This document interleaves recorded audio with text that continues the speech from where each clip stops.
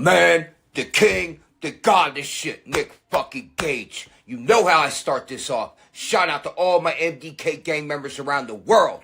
And I want to let everybody know, Blvd Bullies versus the World is a podcast. Every Tuesday, 7 p.m. live on YouTube with my motherfucking boy, Larry the Legend. And what the Blvd Bullies are doing, they're trying to ignite a revolution. Within the fans unite and make the crowds electric again. So check out the Blvd Bullies vs. the World. 7 p.m. live Tuesdays with Larry the fucking Legend. MDK all fucking day. I'm so close to being burning hell forever.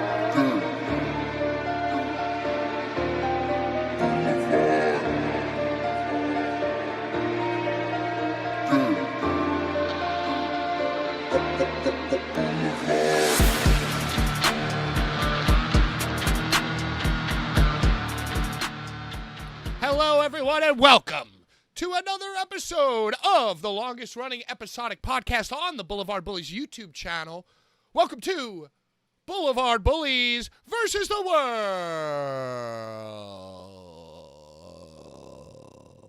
I'm your host, PK, with the Blvd Bullies, and oh boy, did I miss you guys last week. Larry, not so much. Larry, I missed you more at the end, which we'll get into, but I'm joined by the crew, the clique, the clan, ready to die. For anyone who isn't down, watch your fucking back. Thug Squad's coming at ya. Anyway, GFY Thug Squad, shout out 1999. Bad Take Bry, the Rhode Island driving to Thanksgiving early dinner having merch guy. Hello. Hello, fellow freaks. Can't Welcome wait to the hear shit about show. your adventures. And of course, a living legend, a former Showcase Showdown winner. Well, a Showcase Showdown winner, a former boat owner. Very good. CZW Very good. Hall of Famer. Very good. Foreman Mills Premium Club member. Very good. My wrestling father and yours, Larry the Legend. Hey, first of all, shout out Sagittarius season, Pat. Sagittarius season, Pat. We have come to close this year out with that. And shout out Battleground Championship Wrestling for financing this Cash Money Millionaires themed t-shirt of myself and the other members of the current. Is that Jasmine Sinclair on that shirt? Was that? No, well, kinda. Kinda. These are probably her daughters. But we got some broads on here. We got me, Myra Malone, Robbie Illuminati, Ruckus, and Lolo of Blackout, all Battleground Championship Wrestling.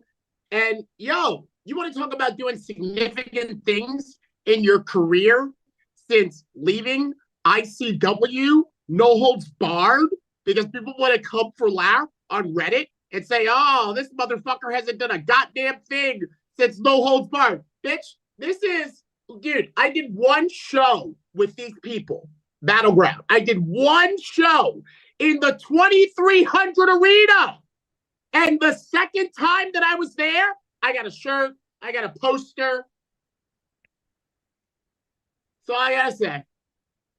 Legendary. Yeah, so this week on the show, we got Mike from 7. It's like Circle 6. Yes. Plus 1. Yes, Gavorkian. Michael Kevorkian. Gavorkian. And it's with a G. There's a G. Gavorkian. Because he's a G. He's a G. That's why when I woke up in the Airbnb in Houston, I go into the kitchen to make coffee. Out from the room, Nicholas fucking Gage. That's why I'm like, dude, you're here? And he's like, yeah. Yeah. I'm Birthday here. boy. I think so. Birthday boy. Yo, can we get into Janela? Oh, you want to start with What that? about Okay, him? let's start with Joe and Janela. I just want to hear, because guys, y'all don't know this. Y'all don't know this. But I messaged him. And I said, dude, come on. I said, come on. You know what he said to me? He said, Larry, stay out. Stay out of it. Well, we're 10 minutes in the show. You've already directly disobeyed the bad boy. You've gone against his wishes. You've gone against the wishes of the boy. Pat, it's Sagittarius season. You know we're cousins to Cupid. We want love. So walk me through how this all transpired. Obviously, the target's been on our back ever since a few weeks ago when we did the Nicolas Gage interview. Sources have told us that the powers that be have been working tirelessly around the clock to get our channel removed from YouTube. Well, guess what? Not only did we not get removed, we just got remonetized. So, make sure to subscribe and become a member. Make sure to leave our shit on autoplay when you go to work. Over 120 episodes of Versus the World. Archives and archives of absolutely hilarious and insightful interviews with the stars of yesteryear, the stars of today, when they were just mere bibes yesteryear. So not only did the cronies Joe fail. Koff. Shout out Joe Koff, he's out there. Shout out Joe Koff, rest in peace. Shout out Danny Havoc, rest in peace. Shout out Marcus Crane, rest in peace. And listen, I am just saying, go watch their videos. That's all I'm saying. I'm not being like Joey Janela and bringing up their name for a cheap pop in an empty GCW promo, which I believe is right around the time this all started. It all started because I have a problem. I don't have a problem. I like You expressing. are a problem. You are a problem. I like expressing my thoughts and my observations, and people don't like that. That is something that you and Joseph have in common, that you both like expressing your thoughts and observations. Well, my thoughts are non-violent towards other people. They are just merely observations. I don't go out of my way to threaten people. Brian, your thoughts are inflammatory. Your thoughts, as much as you're entitled to them, they trigger people to want to act against you because Brian. Yeah, but that's small-brained people. Voice. Small-brained people. Voice. Can you imagine? No, Larry, can you wait? God damn it, Larry, can you imagine talking shit about Vince McMahon and WWE and Stone Cold Steve Austin messages you, threatening you because you are making an observation about WWE and Vince McMahon or an employee of a company?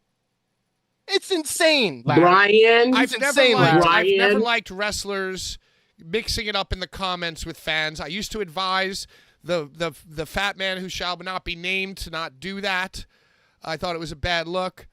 But, I mean... Can you imagine getting a direct message from Stone Cold Steve Austin threatening you? Can you imagine Stone Cold Steve Austin posting your address on the internet? You'd be dead. Somebody would have killed you by now. Can you imagine it? I feel like the fact that you haven't been attacked at home is a testament to how few fans Joseph has left. It's a testament to Joseph Janela himself that knows my address and still doesn't do shit. Well, I mean, I just don't think it's appropriate for wrestlers who hold themselves to a higher standard and hold themselves above the quote-unquote marks to be mixing it up with those very same marks in the comments. And Pat, start a diary. What you just said, Pat, is the nature of my reaching out to, I dare say, friend. He's born on the same day as Cheeseburger. I dare say, not anymore. friend. Not I have anymore, his number. Larry. I mean, well, yeah, now I violated, but, come on. Right, it wasn't like, come on, ease off the I'm like, kid. listen to me. I said Joseph. And I said, Joseph. I said, you're a fucking star. What are you doing? What are you doing? And he said, Lily! And I couldn't believe it. I couldn't believe it. It's very similar to how Slava continuously and unmercifully posts about me.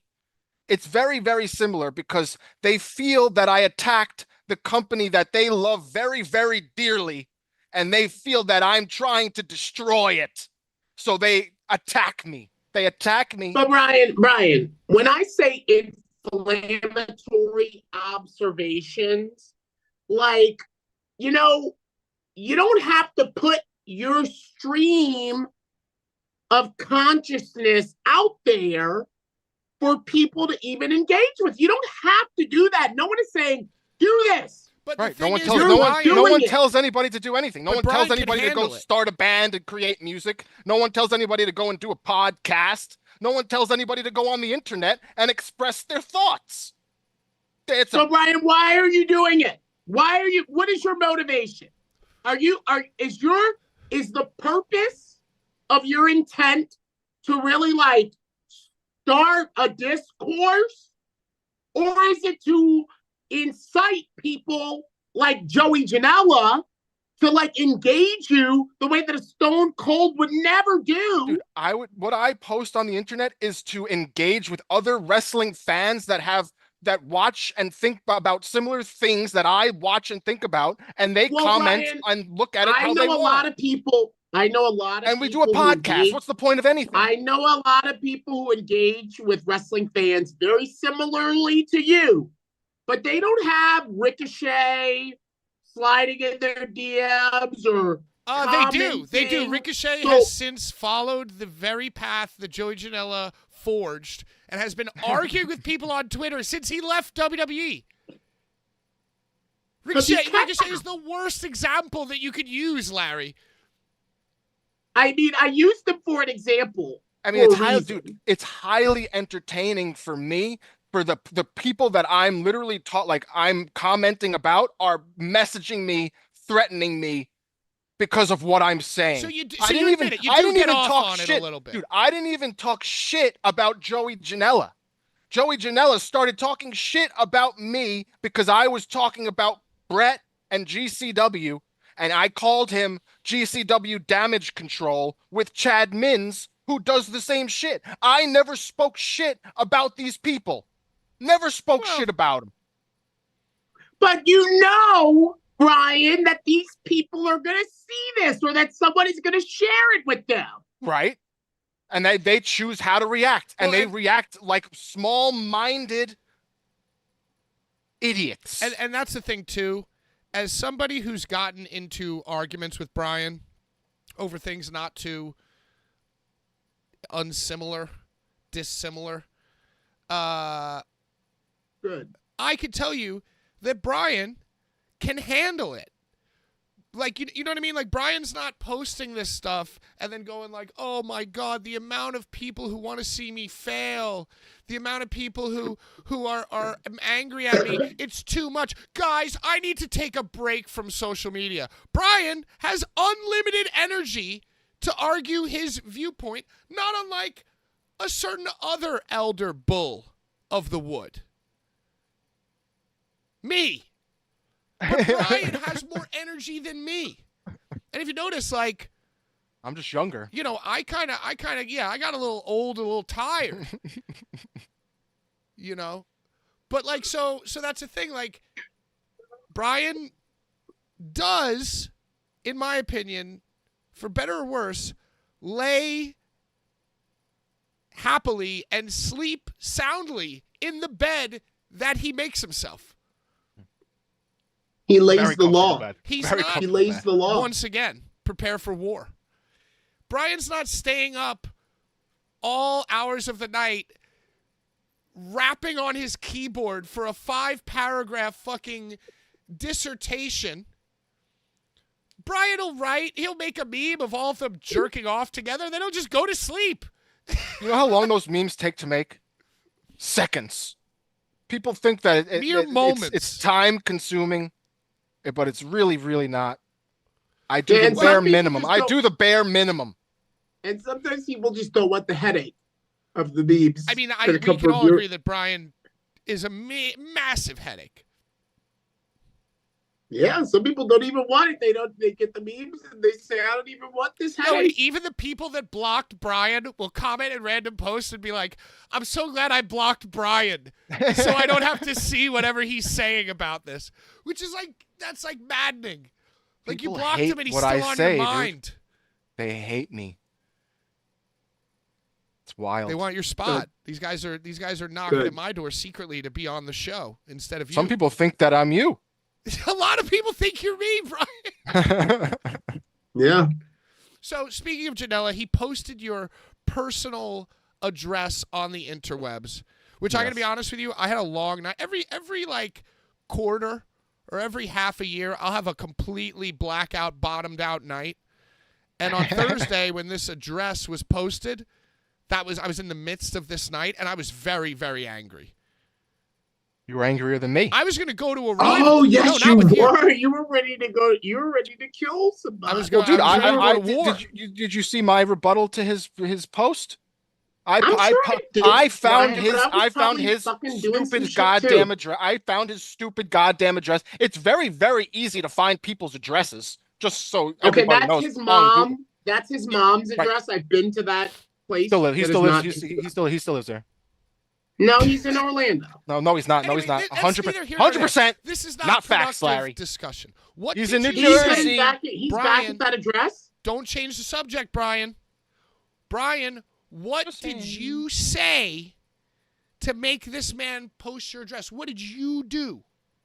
What did you do now, Brian? The man, Joey Janela, commented on somebody else's post. I think it was one Johnny Phillips. Allegedly. I know Johnny. No, I know not alleged. Johnny. This is not alleged. This is facts. He made a post making fun of Joey Janela. Joey Janela commented on this post announcing that this group has become not something that he enjoys and he is going to bounce. He was announcing his departure. Like Danny. Like Danny. And you know, what I did is I posted a Larry David meme that says, nobody gives a fuck.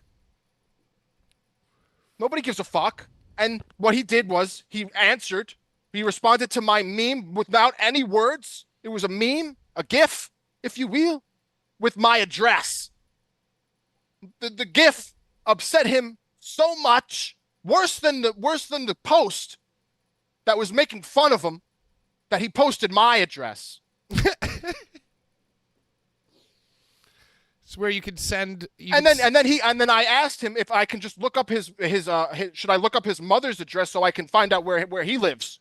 And then he said he hasn't lived there in over 7 years. He hasn't lived there in over 7 years, Larry. 7 years, Larry. After I made my post with his mother's his address blanked out, I blanked out the address because I'm a normal human.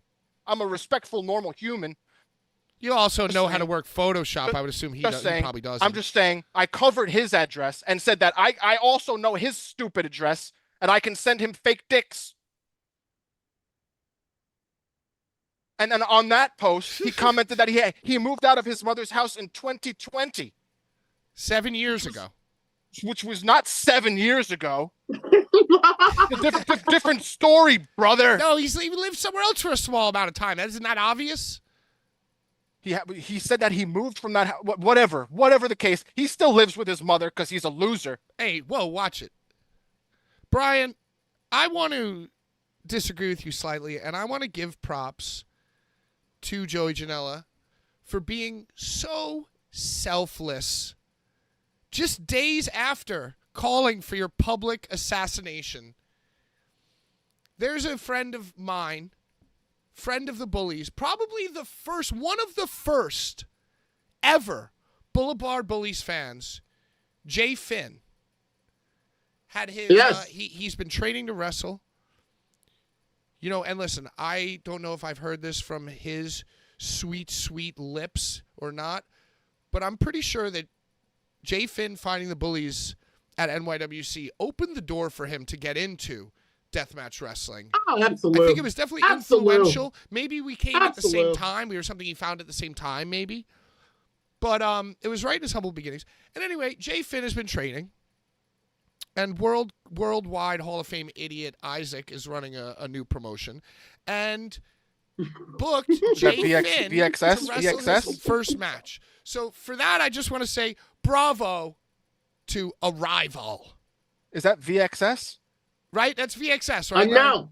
No, it's Arrival. No, it is not. It is not. But Isaac is the same. Is that same guy? No, I think it's a different Isaac. No, it is not VXS. It is not. It's Different Arrival. Isaac. Is it a different Isaac? I think it might be a different No, Isaac. it's same. It's listen. He's changed. Listen, no. It's the same Isaac that was VXS, but VXS was a whole nother guy. That was a whole nother guy. Different Isaac. Isaac is now Different using, $1 billion backer. Yes, Right. Isaac is now using $1,000 back. Now there's He's using $1,000 back. Anyway, for listen, Joey the Janela. Arrival. Joey point. Janela, the $1,000 backer. That's not the point. The point is that Jay Finn is a young up-and-coming wrestler. He trains a creative pro. He's a great kid. He's a dope kid. He's a cop. He's a cap. He's an MDK. He's the general. Max Caster. And the point is that Jay Finn had his first match. And what an honor for him that Joey Janela catches wind of this, cuts a promo saying that he's Jay Finn's favorite wrestler, and he's going to do him the honor of wrestling him. And what a thrill. What a time. It puts eyeballs on it. You know what I'm saying? Joey Janela puts eyeballs on Jay Finn. Okay. And I watched all the clips.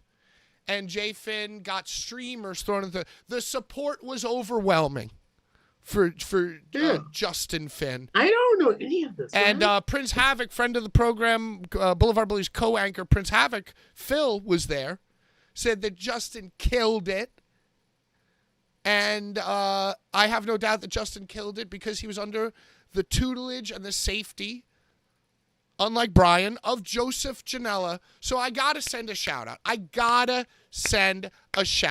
Our other good friend of the show, Drake Ruitz. Drake Ruitz didn't have the same similar words about Joey Janela on this show last week. Drake Wuertz. Okay, so let's talk about that. You weren't here, Brian. Larry had to leave. I was left here with my keister blowing in the wind for this Drake Younger interview. It's not my fault. No, it's not anybody's fault except for my own. I had all these questions about what he thinks about John Wayne Murdoch and what led up to the whole drama. Yeah. First of all, he answered while he was doing construction. He was in the middle of building the highways and byways of America. What do you want him to do? He was nice enough to come to our show, and he did it on his time when he could come, and it was dressed in his garb of his work. He's a working man. He was building the highways and byways, and I had all these questions about the beef with John Wayne Murdoch, and like everybody knows, I love to try to get people to say they hate Brett Lauderdale on this show. Tried to take advantage of him. I was trying to take advantage of him, and he opened the interview basically with a fucking apology. He opened with an apology. So now he has apologized, unprecedented. And I'm like, oh, yeah, well, first question, why do you hate him? Well, you could have still, it makes me upset that I wasn't here because you could have still asked that question, like what made him do it? He apologized for it, but like why did he do it? I tried to, and and by the way, also, there was a moment. I'm sorry to the Bulls of the Wood. There's a moment in the interview that I absolutely have lost sleep over. Oh, jeez. And I just want to address it. Not that anybody cares. Remembers.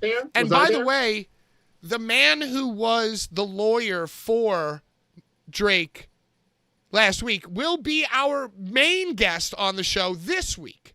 Lots of questions. So I just want to say that I was fed a lot of questions. Larry's boss, one of Larry's new boss. Larry's new boss. It's like Circle 6 plus 1.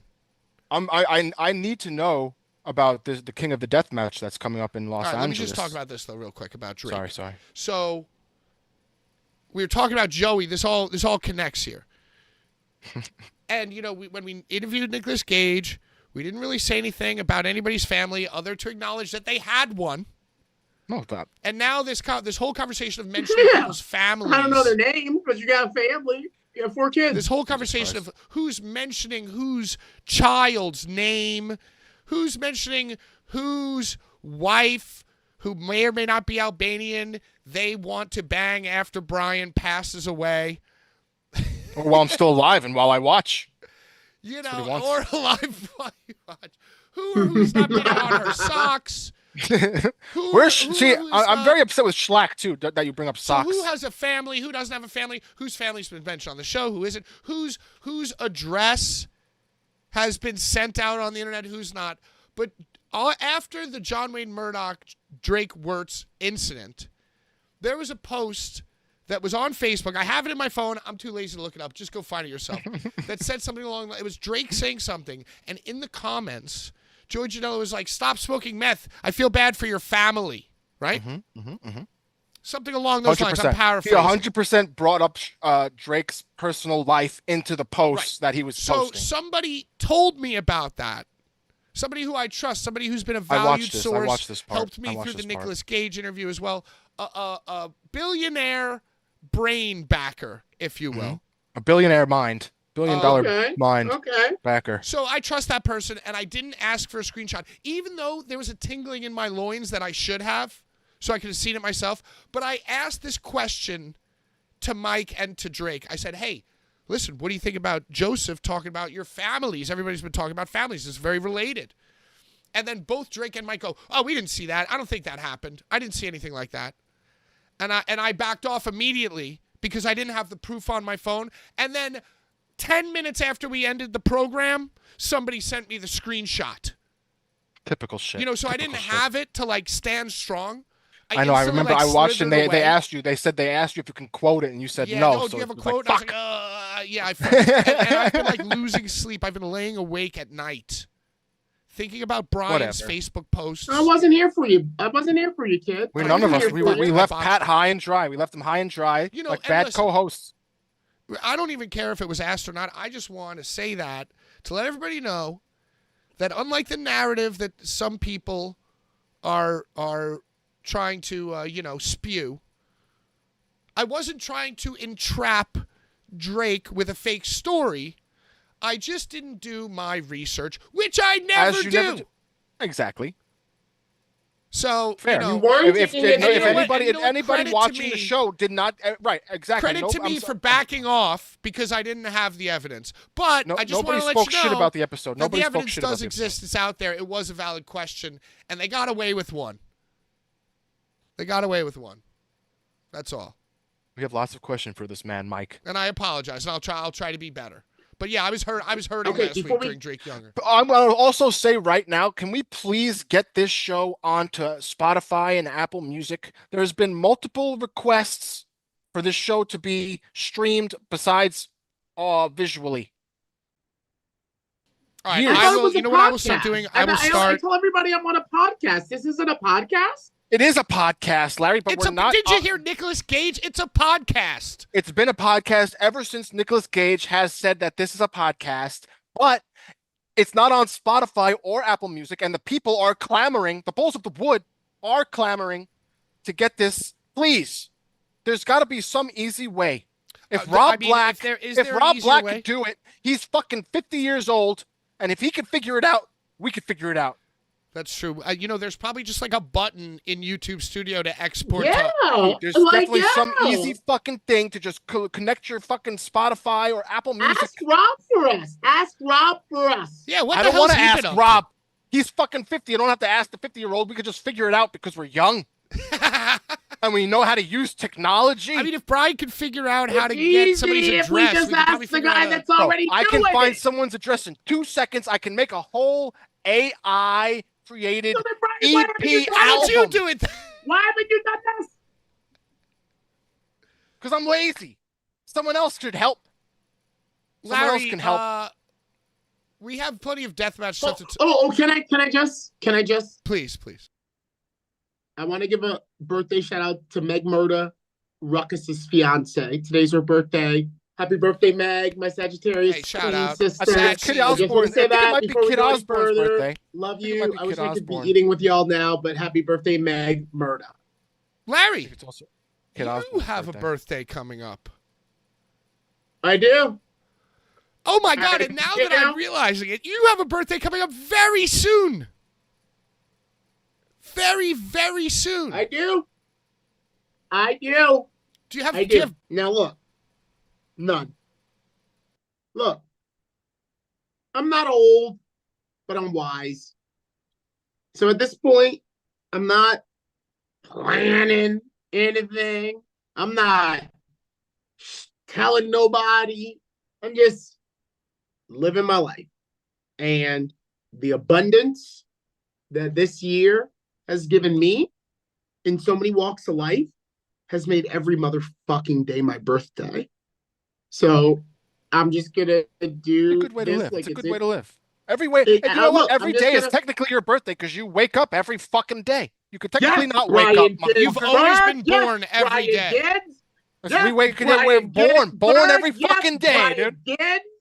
Understand So me? yeah, every day that you wake up is your motherfucking birthday. Whoa. So I'm not planning nothing. I got nothing, I got Whoa. a few more shows to close out December that I'm gonna pop up at. I'm gonna pop up at a couple more shows, and then we'll get on to 2025. Dude, you might motherfucking be in very well the biggest deathmatch show of the whole entire year with the fucking 7 King of the Deathmatch. I might be in two. 2 what? 2 big shows? What's the other show? I think I know. What's the other show? Is it Cage of Death? I think I know. Can you say it? Someone tell Laying me. the law once again, prepare for liar. Cage of Death? An eye for an eye. Brian, The post and pre-show. All I the might time. just come out. I might What? just come out at the Hammerstein Ballroom wearing a duster, and I might just Dude, crack I Double J. I might just die crack if Double you J can't, over bro. the head with a guitar. If I you might came just out come out at in some GCW, cowboy I boots and a might duster. die. I would probably crack pass Double out, J. bro. And then me and Brett will hug. We'll hug, and I'll pat his back, and we'll just rock back and forth in the ring. We'll rock. Me and Brett Lauderdale will rock at the Hammerstein Ballroom, and everyone will go, Larry Brett, Larry Brett, Larry Brett. Larry Brett. Yes. I don't know. Brett might not like that. It might have to be Brett Larry. Brett Larry, whatever. I feel like the end is stronger. If your name is at the end, it's stronger than it being at the beginning. Like if it's Larry care. Brett. I just want Brett everyone to Larry. be like screaming, Brett and Larry, Brett and Larry in Doesn't the, roll- in the Hammerstein Ballroom. After I come out in my uncle's duster and some boots, and I move Chad Mids out of the way. I move fucking Big Vin out of the way, and I crack Double J with the guitar, and then I'm the bull of the woods. I love that. I love that for you. Yeah. Speaking of GCW and But no, Hammerstein Ballroom. maybe two, Brian, maybe two. And we are going to get to RPW. We're going to get to all the goings-ons, including Shout King out of the Ron Deathmatch, Nemi. Mike Shout from out 7 Ron on the Nemi. show. Shout out Ron Nemi. Speaking of GCW at the Hammerstein NP Ballroom, there was a tweet that was posted and a video that was shared to the Blvd Bullies group chat of the one and only Bret the Hitman apparently leading a brigade of Party City inmates, Spirit Halloween inmates, who were handing out flyers. Well, the tweet said that they were handing out comp tickets, and the photo was of 2 tickets that said comp on them. But then Bret the Hitman replied, rebuttal, and said, hey, dingus, it's called promotion. Boots on the ground, we were handing out flyers, not free tickets. It's funny that you bring this up because I also argued with Nicholas Karp. I argued with Nicholas Karp on Facebook about Oh, this God. situation. Because I did, dude. Because you know what he commented. You ever heard of a guest list? And and my comment is like, yeah, I've heard of a guest list, but since when do they give you the Hand tickets out before guest the list event? tickets. Right. Right. When do they fucking give you the guest list ticket Yeah. before Apples the and oranges. 2 months before the fucking show, bro? Apples and Okay, dude, oranges.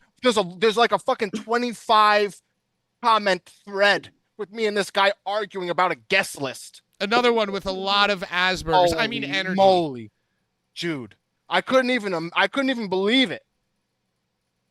Now, I literally worked at Irving Plaza, and not once, I worked there for 10 years, and not once was a guest list ticket given before the show. You now, have to get your name crossed off the list. All right, we are that you're on of the we are guests. getting corroborating information in the chat that they were handed flyers and that no tickets were seen being exchanged.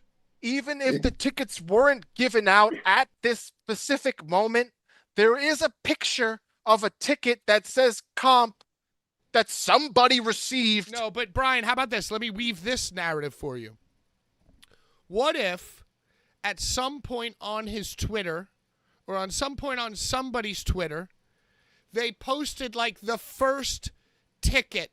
Like they got the tickets. They got an envelope with like a bunch of tickets, right? But what tickets? What tickets are they getting? For the Hammerstein Ballroom that they can sell and distribute, right? Dude, And people maybe, that you don't get tickets to sell. And maybe when it was first announced, Brett Lauderdale put the first ticket, the comp ticket, on his bed, and somebody took a photo.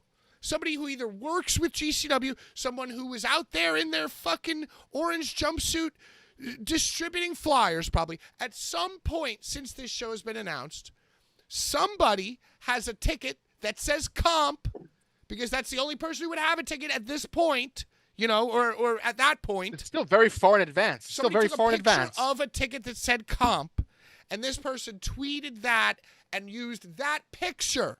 I don't think that person used a picture of comped tickets that they received at this event that they said that they saw. But where are you getting this information from? Where are you getting this information from? I'm pontificating, Brian. So you're making a hypothesis that this ticket that is posted is from Brett Lauderdale himself? Brett Lauderdale has said that this is a fake ticket. A fake ticket? Oh, so it's not even a real... Bro, he's saying that it's not real. It's not real. That's a little odd. Dude. Because it looks like a real... Like it's that a real photo could be ticket. from anywhere. It's a real ticket that was comped. People make comps. It's a fucking huge show. People get comped to shows. Like, why lie? Why lie and say that there's not comps being given out to shows? I'm going to say that based on our chat activity, based on the fact that the photo of the comp ticket, there are no videos or photos of comped tickets being exchanged outside of the Prudential Center for AW. There is a picture of a ticket and a pontification as well. And right. I'm just saying that. But where did the picture of why would a person that has bad intentions have access to that photo of that ticket? It's because it's on like Twitter or something. But that's the only photo. Then it's a fake ticket. Then it's a fake ticket. But it's not. But why? What makes it a fake ticket, dude? That's a real. If you've ever seen a ticket, that's a real fucking ticket, dude. Someone printed a fake ticket to make a fake post so they could talk shit. Well, and also, Larry, do you have something to say here? I do. All I want to say is this. I am very old school. And one of my first jobs for a wrestling promotion that eventually made me the announcer to do was to go to WWE or WWF at the time and WCW events when they were in Maryland or DC. And as people were leaving, to hold the doors open and hand out flyers to our next event. Now, hear me out, Brian and Pat, because y'all don't know this. Sometimes the boss of all of us guys that were sent to hold the doors open and to also go through the garage and put flyers on every car, sometimes the boss of the fucking show would also have a stack of comps, okay? And as fans were like leaving and we were handing them flyers, if they saw any that like seemed like that they were like, I don't know, wearing GCW merch already or some shit, they'd be like, hey, come over here. I got something for you. Hold on, Larry. Hold on, Larry. I mean, I'm sorry. Hold on, Brian. Let Larry finish. Listen,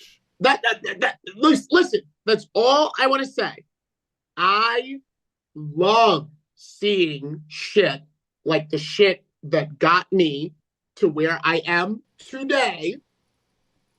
Yo, and you know what? Boots on the ground promotion and flyer handing. Bro, that's awesome.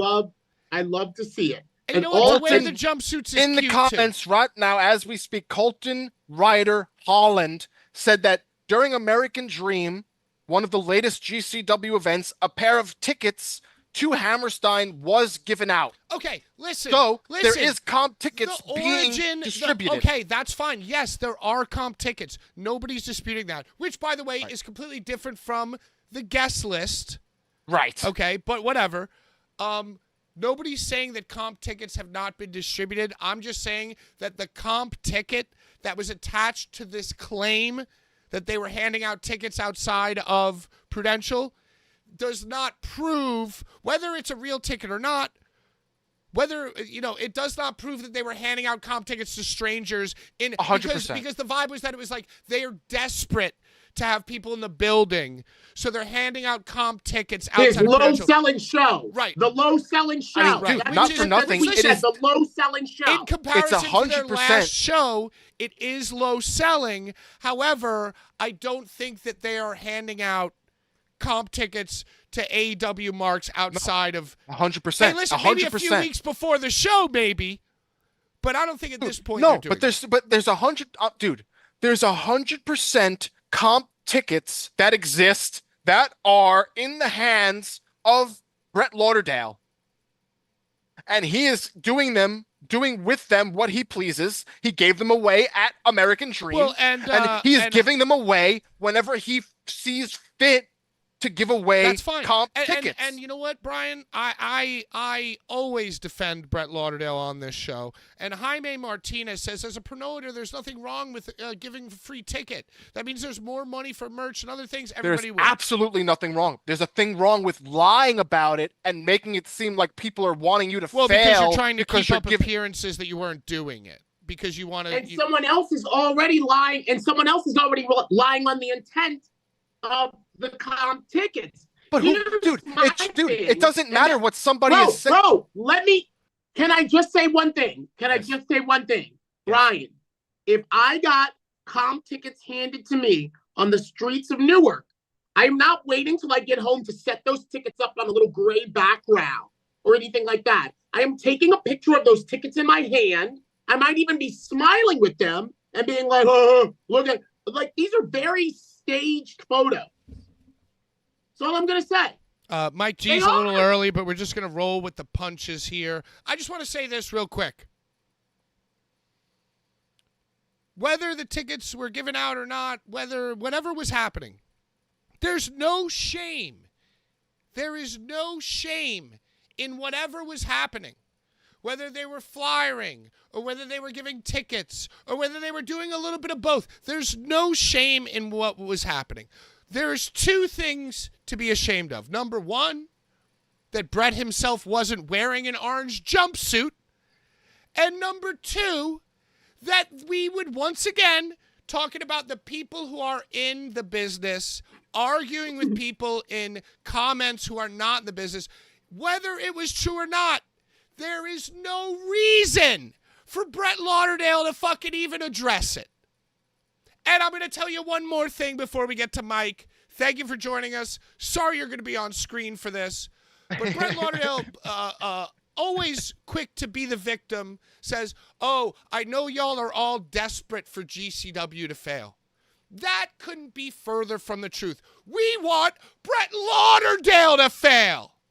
Because Brett Lauderdale, unlike our guest, promotes a fucking group chat, secret photo taking, secret shit talking. Let me roast KTB because I know my friends are What watching. did I just the group walk chat. into? You walked right in. You're early. You're a little You're early. a little You're early. Hey, You're well, early. I didn't think I was gonna go directly So onto the Brett Lauderdale screen in the himself- middle You of your understand? Boulevard cultivate- Bullies, session. baby. Cultivates a negative energy of I'm bigger than you, I'm more important than you, but I'm still going to argue with you and troll you in your own comments.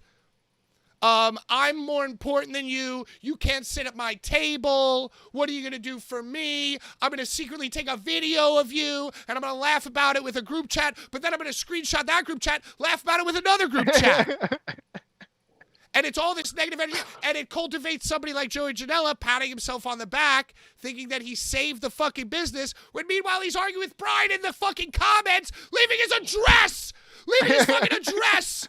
Okay? So that's why we root for not GCW to fail, but we root for Brett fucking Lauderdale to fail. You fake-ass referee, sexual harassment got you into the business. Go fuck yourself. You never mentioned your family. Ladies and gentlemen, we're joined right now I should have by- actually waited for the You see right what you time did, to log Mike? in, I You guess. see what you did? Dude, You thought you were you're being. Mike. Jesus Said 8 Christ. o'clock. Bullies versus the world. It's always better to be early. It's always better to be early, if you ask me. Listen, I always try to come in a little early. You never know what's gonna happen. You're an early comer, just like me, Tommy Trainwreck, Yeah. and Mike. Yeah, that's true. All right, so let's cut. And we'll just edit you. We'll blur your face out if that ever becomes a clip. Nah, yeah, it's Mike doesn't all give a good. fuck. It He is doesn't what give it a is. fuck, dude. You know, it's just my opinion. It It's is just what my it is. I opinion. don't care. But hello, Mike. We got a little preview of you last week. You and Drake Younger Yeah. joining me on the show while building the highways and byways of America.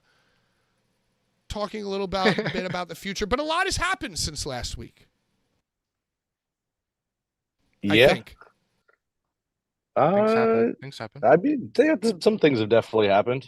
I mean, listen, the last week's been a blur for me. I've been, aside from just getting ready for King of the Death Match, I've been in LA. I've been working like 13, 14-hour shifts every day, and just going back, finishing some work and knocking out, waking up, doing the same thing over your again. job? What is your job that isn't wrestling? I'm actually this is the one like normal job thing that I do throughout the year. I'm managing the LA Auto Show right now. That's fucking dope. I was weird it's probably thing, but I've been it's doing it probably for a fuck- it's compared to probably a fucking- wrestling, It's like completely a goddamn different. headache. Car But- people are weird. Car people are weird. Are car people Honestly, weirder the show's than wrestling people? Not even close. No, they're totally normal. Wrestling people are far weirder. I could see that. All right, Brian, take it away. Brian, I feel like I've already ruined this interview like I ruined last week's interview. Please, I love somebody it. take I love from it here. so much. I love it so much already. Welcome to the show. Welcome to the shit show, Mike. What's up, But, Mike? What I think- up? What's up, What- Larry? The question on most You know me, people's playing with the minds pussy. is the thing between Circle 6 and 7. What Yeah. is like what are you involved with Circle 6? Is 7 a branch of Circle 6? Like what is the deal? So I'm no longer involved with Circle Six. It's as of when that post was made by them, we're two separate companies now. It's when that happened, like July, September. As of September, they're two separate companies. They operate in their post. separately. They made it seem like you were a branch, like you were 7. It's not a 7 branch. right. They made it seem not like a- you were no, a no. branch. Yeah, it's not a branch. It's completely separate. That doesn't mean that there's no communication between us. Like obviously, I started it, we built it, and me and JB have been friends for a long time. So it's not like there's heat. It's no weirdness. It's not a branch though. It is a completely separate thing now. 7 was started originally as a branch inside of Circle 6, but based on our separation, it just made sense that I continued on as like what we had already kind of established with 7 and broke away like that and focused on that deathmatch world and the more extreme wrestling world. And what Circle 6 wanted to focus on was more entertainment based like wrestling events and those types of like not as structured of a normal wrestling show as you can see with like Barroom Blitz and like the kind of hybrid shows that they do. So it just, to me, it made sense to split it that way, and I think to everybody it made sense to split it that way. I know it's confusing, like outward facing to the audience, Mike. For very sure, confusing because it's also like me. even the like the overall theme of like 7 and Circle 6 is like just like the art, even like the artwork of the events just gives the same vibe, you know, like you say, it's like the same direct. It's like, it seems like it's the same umbrella, if you know what I'm saying. For sure. And I think I didn't want a drastic change right away. I think you're going to notice more of a separation as time goes on. At least like from my end, I'm starting to notice more of a separation from what I would normally see, like Circle 6 with presentation wise with the artwork and whatnot with Circle 6 compared to now, and how we're going to kind of evolve with 7 and how that's going to be presented. I think 2025 will show more of a separation, because this was kind of it came late in the year. We kind of already had some plans as we were kind of moving forward, decided to pivot, and I kind of had to adjust for it, so doing the best I can to make that as clear as possible with the adjustments we're making. But I definitely needed some time to kind of figure out exactly what we were going to be doing. It's basically all you got to remember is, Dr. Redacted, Casanova, Circle 6, Masada, Drake, 7. Are you okay? You bring up Drake's name. Are you in any way affected by Drake losing to Akira at RPW and no longer being able to do death matches? What? Yeah, I mean, you didn't know about that? That was the stipulation for his match with Akira Drake and Akira at RPW. Right. He's no longer a deathmatch boy. Yeah. I mean, listen, not just me, anybody who books Drake. That doesn't mean he can't do ultra violence. No, but I only asked that he because can do hardcore. Mike can, well, that's fair. That's fair. So he can still do hardcore. He's going to do a hardcore match with Nick Gage. He's wrestling Nicolas Gage at Battleground. Yeah. Yeah, he is going to wrestle Nick in a hardcore match. I think anybody that books Drake is affected by the outcome of that match, right? But wrestling is wrestling. We're going to see what happens. I think Drake is a man of his word. I don't see him going back on it right now, but I think this is going to force Drake's hand to show you another side of Drake. Well, Drake is always he's going to referee that guy. Dude, Drake's wrestling within the death matches is just on a different level. It's been phenomenal. Yeah, no, he's been phenomenal. So as far as Nicolas Gage and Mike, you originally were working with Nicolas Gage, so what's the deal with that whole situation, like with Nicolas Gage being at Circle 6 the time for his birthday? Larry had the cake. And 7. Right. 7. Well, he was at 7. 7. Yeah. 7. It's 7. Jesus it's confusing. Christ. It's fucking confusing. I know. Listen, I caught myself doing it a couple times when it first happened. It takes a while to get used to not saying something. I mean, listen, the deal with me and Nick is we've been friends for a long time.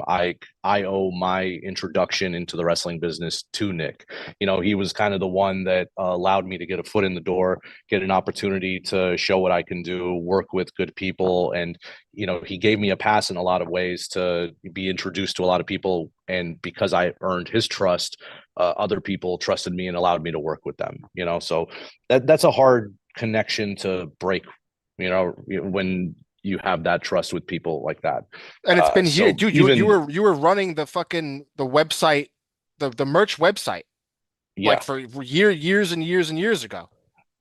Yes, 100%. And it's no matter what happens to like my relationship with any other company or wherever Nick was at and whatever he was doing, the business part of it doesn't affect our personal relationship. There's always been a deep care for his well-being, who he is, and making sure that he gets the respect that he deserves and gets paid the way he deserves to be and is able to live a comfortable life for everything that he sacrificed, right? So no matter what, even through that whole time, there's always going to be check in, make sure everybody's good. You know, if there's ever any type of misinformation directed at either party, we're very quick to correct things for each other because there's that mutual respect and love. You know, I don't think I never saw a world where me and Nick wouldn't be able to reconnect again at some point, you know, because we do care about each other, both personally and professionally.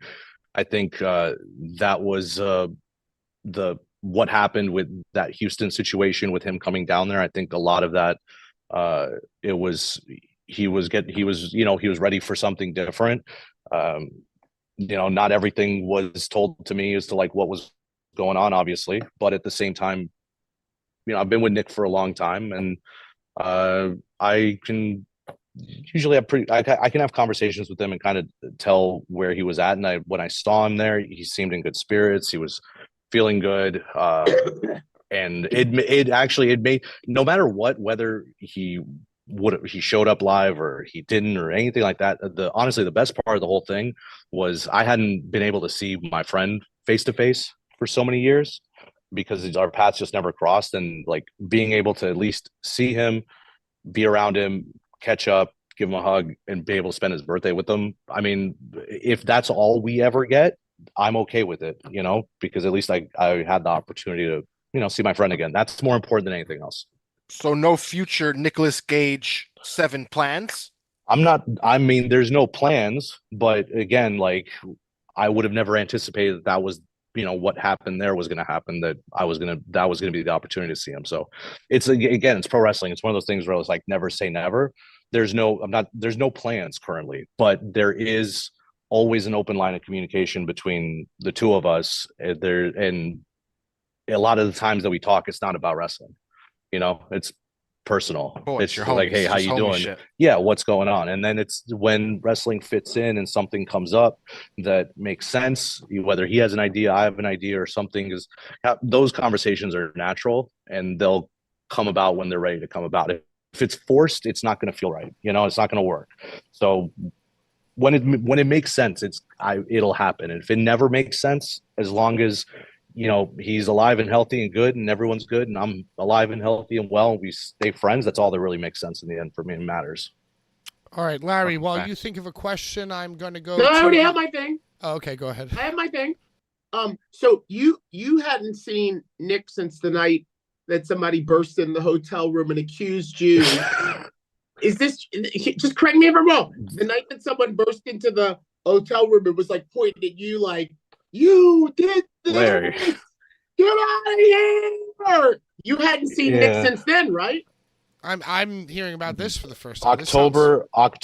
What I'm gonna say is that October of 2021 was the last time that. Well, actually, no, I shouldn't say October. I think we saw each other one other time face to face after that, which may have been in late November of 2021, but that was the last time we were in the same space together.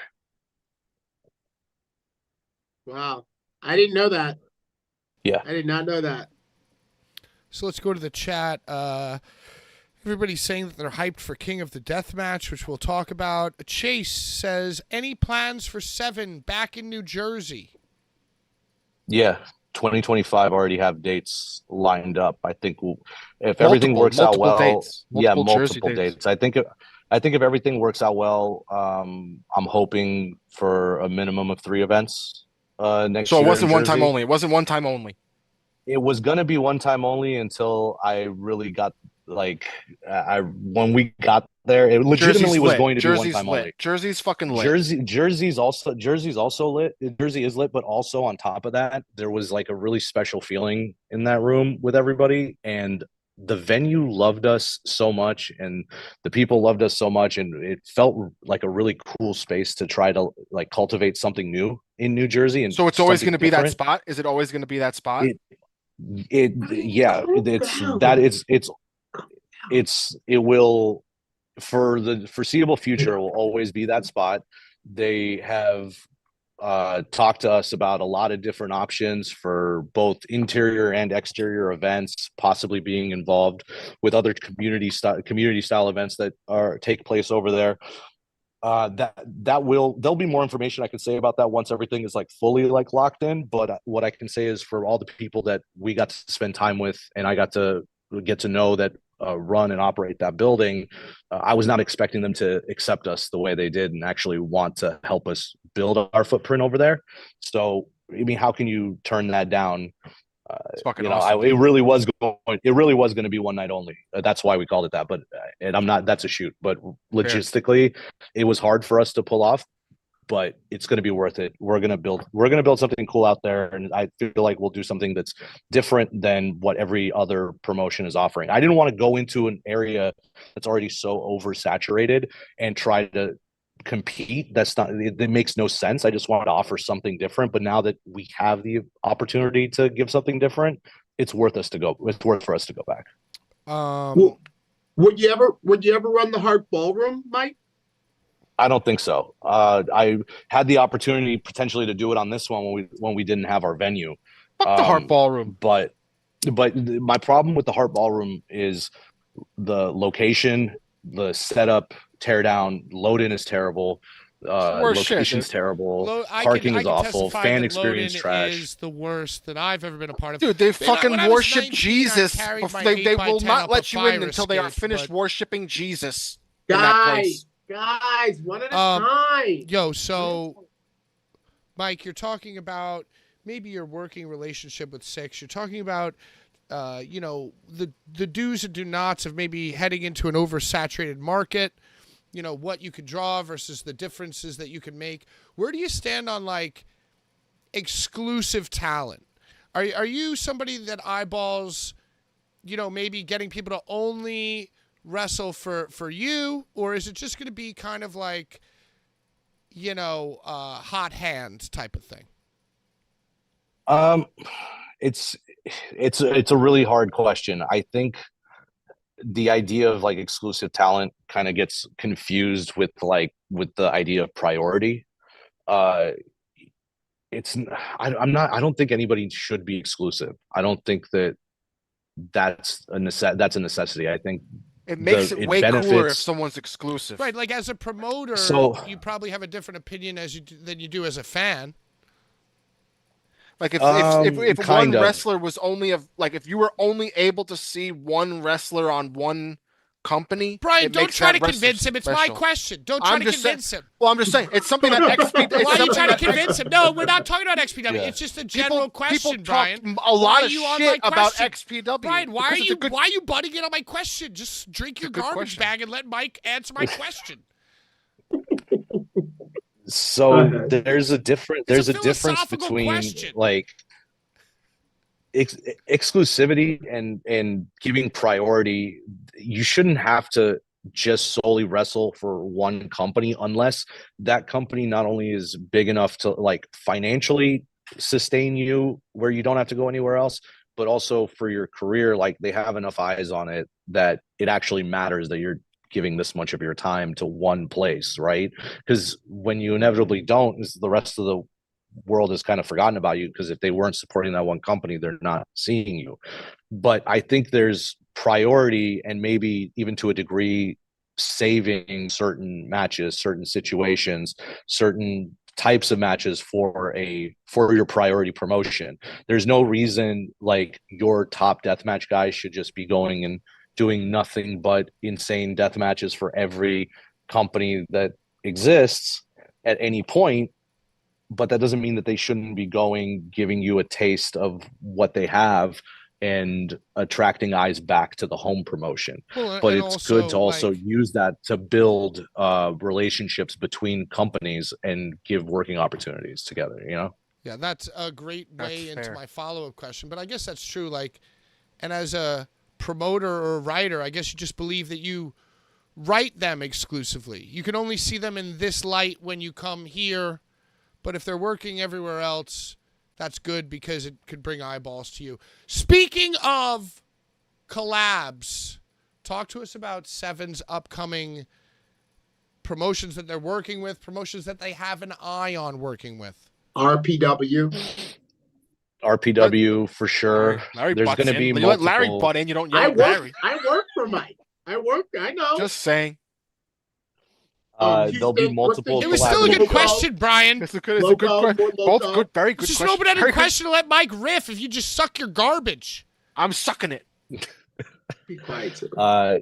There's going to be multiple collaborations for next year. Definitely, we've announced 2 RPW shows already. One in Houston, which is my new home, and one in Chicago, which we're excited to go back to. It'll be our first time in Berwyn, and obviously RPW's home. My first time there's in a few Berwyn. more. My first time in Berwyn. Is it really? That's your first time there? I'm doing the Tommy train wreck. When's that? March 1st? That's March 1st in Chicago.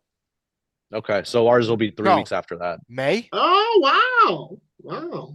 No, Right, way to go, Larry. March. Yeah. We're all gonna be there. We're all going. Dude, I got a busy fucking schedule, bro. God damn it. Yeah, there's going to be more collaborations. Obviously, I'm in Houston. I'm close with Jaime. He's not only business partner on a lot of stuff, but he's a friend of mine. We work very well together. So there'll definitely be another local collaboration. And I mean, even if it's not collaborative shows, we're always talking about what his ideas are, my ideas are, how to be able to work well together. Mike, as a promoter that has partnered with Jaime in the past and ran the Houston premiere, why do you think that CZW drew so poorly in their collab with Loco? I think because okay, I mean, I'm gonna just be honest about it, and I don't know if maybe on the Blvd Bullies, it's not a good answer for people, but screen record. I look at a lot of the cards that are happening in that area, and there's a lot of the same stuff over and over and over again, right? And I'm not like CZW brought in a decent amount of guys that don't normally and go in like wrestle in Houston, but I think there's just like part of it I think is like a burnout on the matchups and on the cards and like who they're seeing. The same and motherfuckers. I think the other part of it is that for as major of a city as Houston is, and as like so many people there doing any internet promotion and Facebook ads, Instagram ads, all of that stuff, it's only going to get you so far. Houston is still very much a hand-to-hand business, like city relationship with local businesses to try to move your tickets. And that's something that Jaime is extremely good at and has those relationships. Should have handed out more comps. Develop. I don't, listen, I ain't gonna shit. I don't want to shit on the comp thing because there's just nothing is what to it is. shit on. God damn it! Yeah, They should just It's hand out about comps. people shit, dude. You were dude. The same way people are, no one even shit on GCW. Okay, Brian. Okay, enough, but people Brian. shit on Mike for giving out fucking discount codes. You were shit on, dude. People shit on you for giving out discount codes when people are giving out fucking comp tickets. Well, And allegedly. it's like, what's the difference? No, there's not a legend. There's a picture of comp Allegedly. ticket. That's Suck just a dick, picture dude. of a. We went over this. Donald Holland said Okay, all tickets right, were Brian. given out. Oh my Okay, God, put your Brian. phone off the Brian, screen. please try to behave yourself. We have a guest. I'm just saying, there's joints. It's okay. Please turn off Deathmatch Elite and continue to suck your garbage. So to finish off that last statement is now that I live there, it's obviously a lot easier for us to like cultivate those relationships. I think other companies that obviously GCW draws fantastic there, they don't need Jaime, right? Like they have that reach.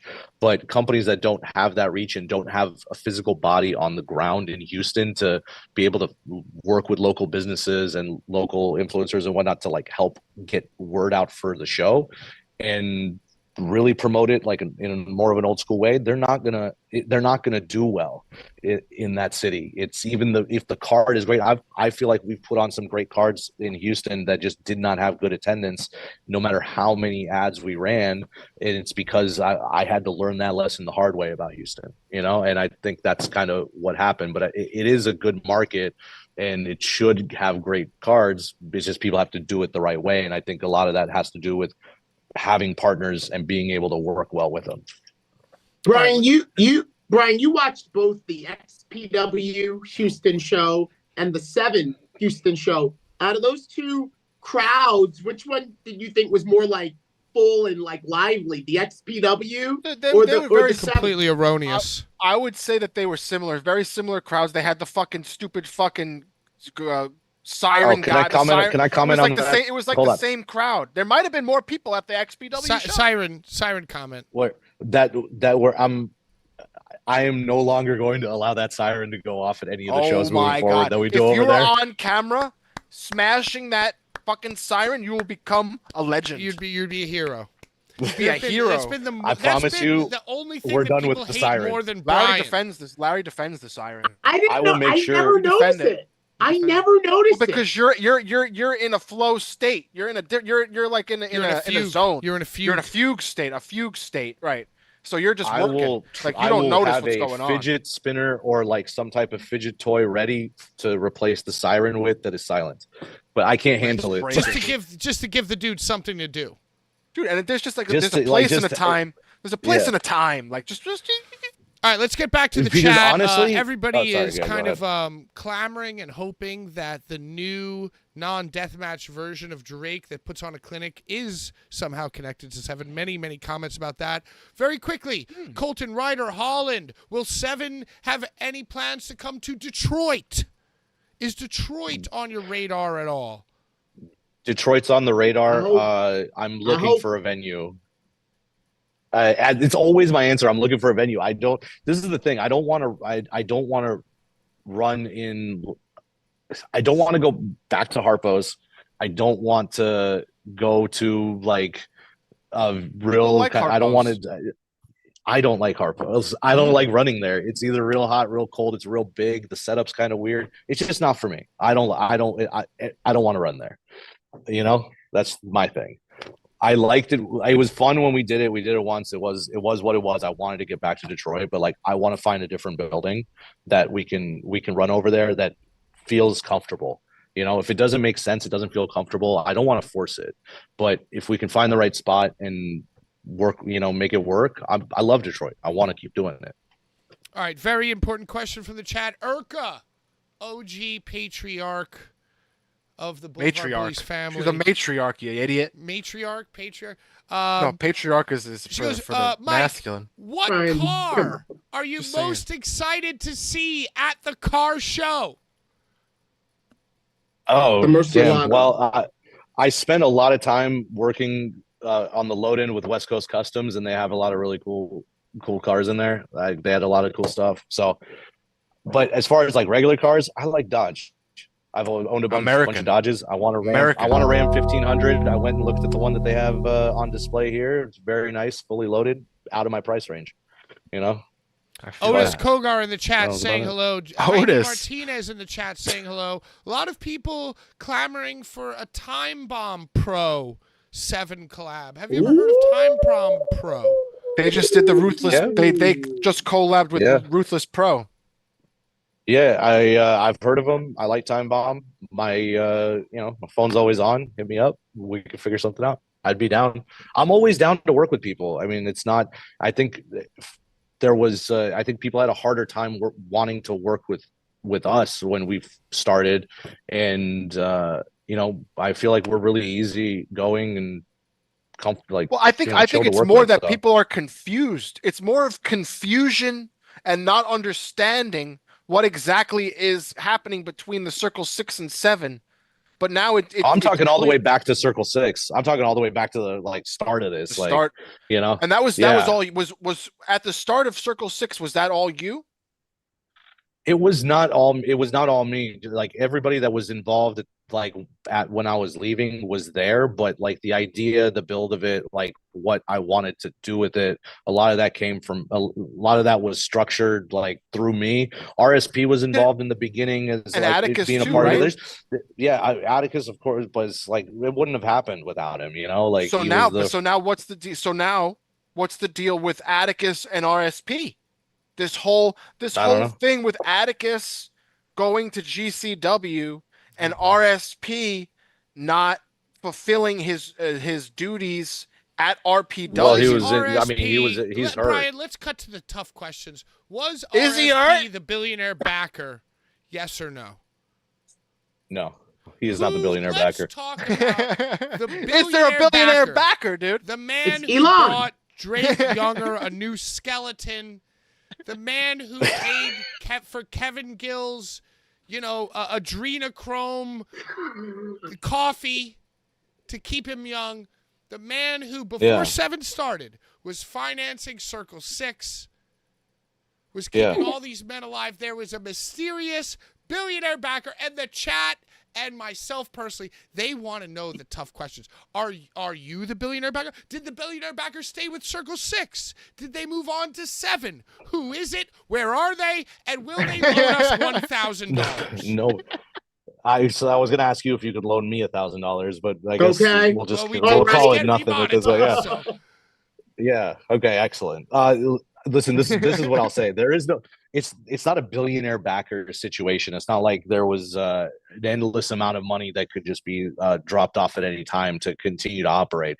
There was a lot of personal money that was invested, both from myself and JB and his company and everything. Like it ran faster than it should have because we had the ability to have a slight safety net of, hey, let's make sure everybody's taken care of to a more comfortable than normal degree. It's not like people were getting paid lucrative amounts of money.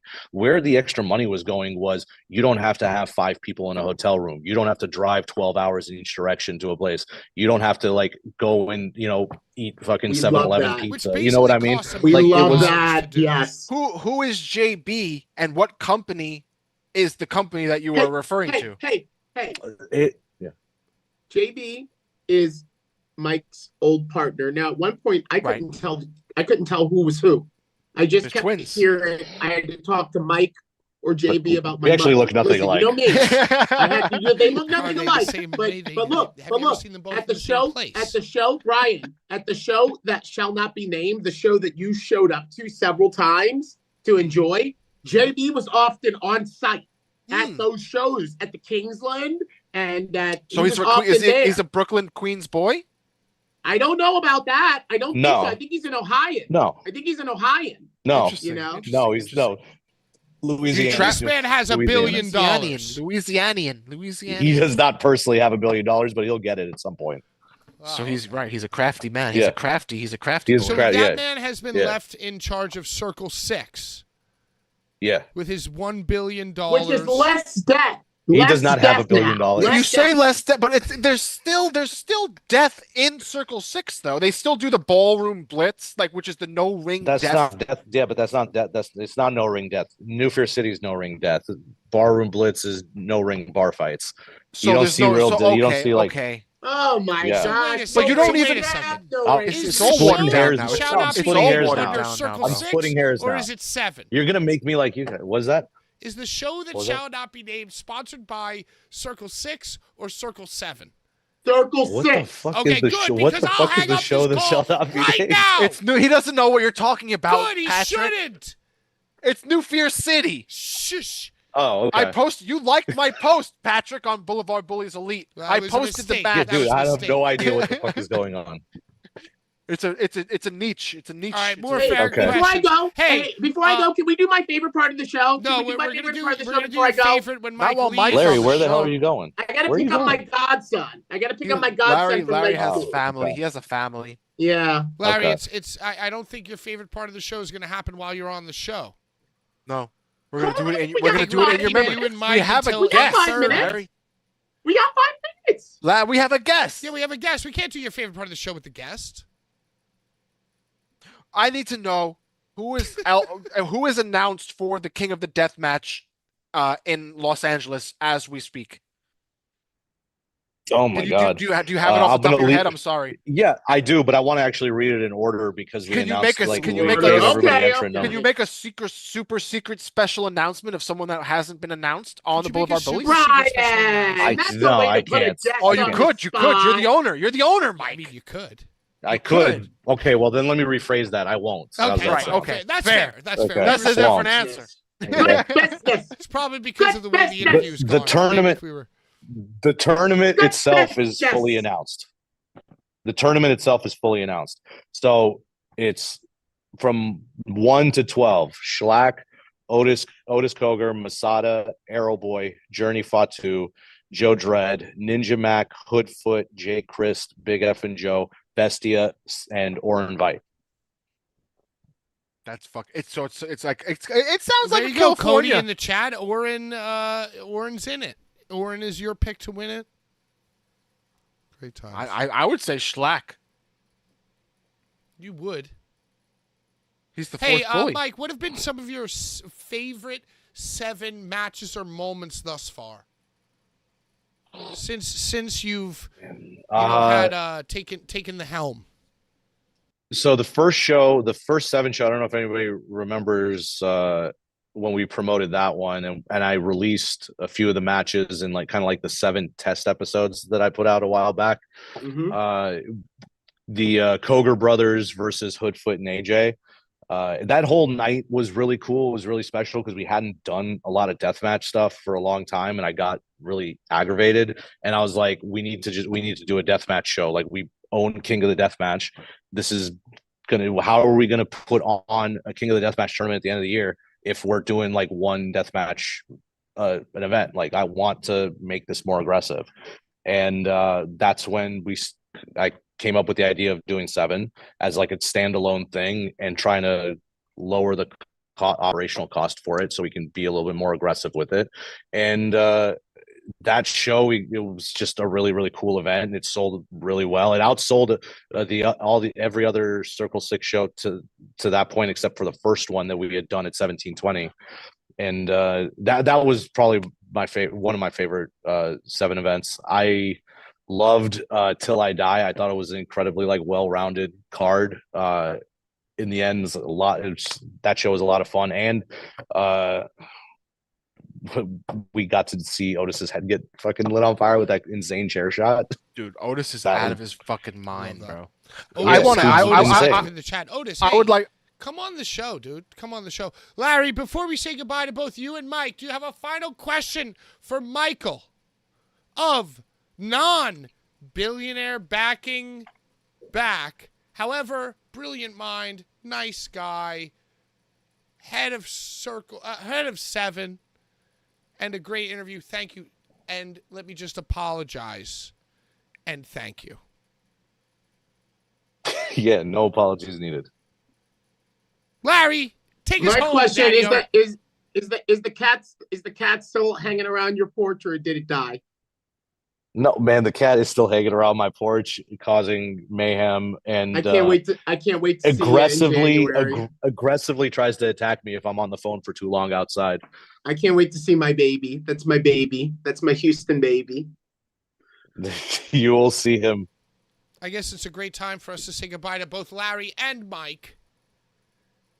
Mike, thank you so guys. much. Bye, y'all. Thank you. Give us all the info. Did you say that Mike said he wanted to announce to talk about something? Please, tell us. Yeah, real quick before minute. we do that, I found out today when it got posted in Deathmatch Elite that Greg Clayton passed away, and so many people had worked with him. The dude was such a nice guy. He was so excited every time I'd hit him up that we were coming into town, and he went above and beyond so many times for us. And honestly, pretty much all of our Detroit and Cleveland shows wouldn't have been possible, without him. And he wanted to ref, and he was, everybody's got issues. Everybody has shit that they're dealing with, and all of that aside, he was an amazing dude. I feel awful that with this current situation with him and how he passed away, and he's got a GoFundMe going. His family. We'll put it in the comments. We'll put it in the comments. Yeah. I remember every time he would tell everybody he was so proud of working with us and so excited about working with us, and always championed everything that we did, and was proud to say he was a part of Circle 6. And that I'll always remember him like that, and I hope everybody that will help him and help his family get through this. Yes, indeed. Until next week. See y'all. Love you guys. Love you back. Thank you, Mike. Thank you, Mike. Thank you guys for having me, dude. I appreciate it. You'll come again. You're friend of the show. Friend of the show. Thank you. Thank you, Mike. Friend of the show, Mike. Thank Appreciate you, you man. guys. Love you. Have a good one. Bye. All right, Brian. Yeah, It's me and you, it's me and you. as the good Lord intended. This is how it started. And here's what I think should happen. I think we need to get to the giveaways. We need to get to Larry's favorite part of the show.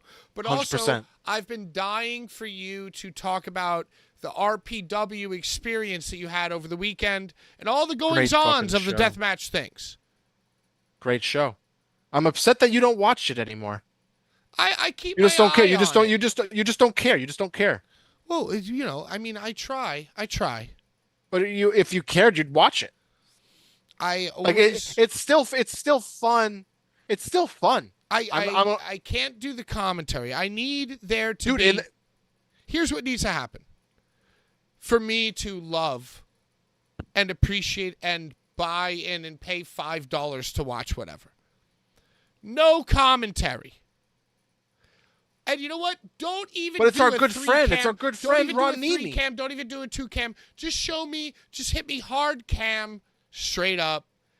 And just no buffering, no fucking bullshit. Just one camera. Ease up on the torque on the fucking internet. Just give me hard cam and let me watch these guys go to work and do their thing. More of like a Japanese experience. I mean, yeah, I don't know. I mean, I'm just pontificating. But please, start talking about the thing because, god damn it, Brian. I need a little break ski. I need to go pee. You're gonna want me to talk to the I want chat you to by talk myself? to the people about RPW and what you've experienced this weekend as I take 90 seconds off. Goodbye. All right, get out of here. Get out of here. And when you come back in, we'll continue from where I am. So basically, at this RPW show, I'm gonna bring up the combatants, but it started off not very strong because the audio was shot. You couldn't hear the commentary, and you couldn't hear you basically couldn't hear the ring announcer the whole entire night. And I don't know if that's an IWTV situation. I think it's an IWTV situation because they run their streams. So that stream wasn't great. Looked good. Sounded not great. But the first match was the 440 Tag Team Championship. It was a 6-way. 6 ways. I'm going to tell you right now. By myself here. I'm wasted, by the way. You had the Blue, 440 Blue, Christian Napier, Alice Crowley, Big Al, Big Gay Al, Vincent Nothing versus Otis, Gregory Iron, and Zach Thomas. And I will first start this by saying the match was deflated. Deflated match because there was no RSP and Atticus. There was no RSP and Atticus. And there was no Eric. There was like a lot of original 440 people in a blow off. In a blow off, you want like a lot of originals. There was shout out Eddie Only, shout out Eric Ryan, shout out Bev, shout out RSP.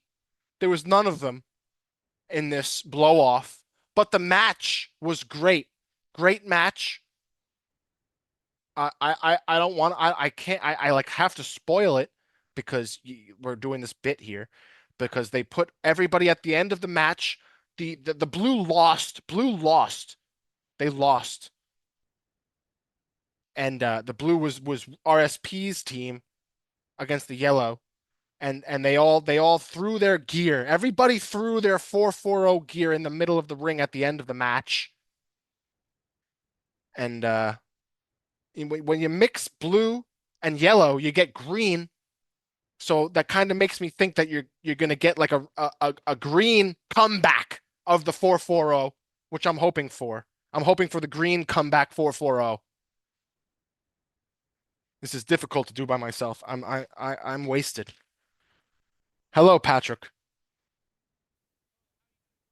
You're muted. 100% muted. Hello, what am I doing? How did I miss? You missed. How are you doing? What did I miss? You missed I was talking about this 4-4-0 match, that there was this big blow off 4-4-0 tag team championship match. And it was tag team championship match? The tag team championship match with the blue versus the yellow. Right? Blue and yellow. You know what? Blue and yellow. Hey, Brian. You know what blue you and already yellow missed makes? it. I said it already. Green! Right. It makes green. I said that. These guys are fucking geniuses. No, you know who's the genius? RSP. And you know what's sad is that RSP was not involved in this match. It should have been something different, and it wasn't. That is interesting because I saw that RSP tweeted that he couldn't do the show. Right. He was injured.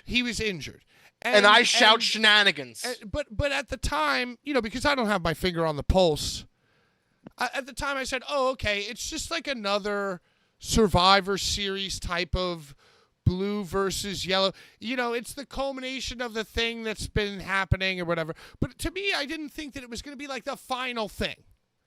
I didn't think that Gregory Irons was going to go to the hospital for blood loss. Dude, did you see that, man? Yeah.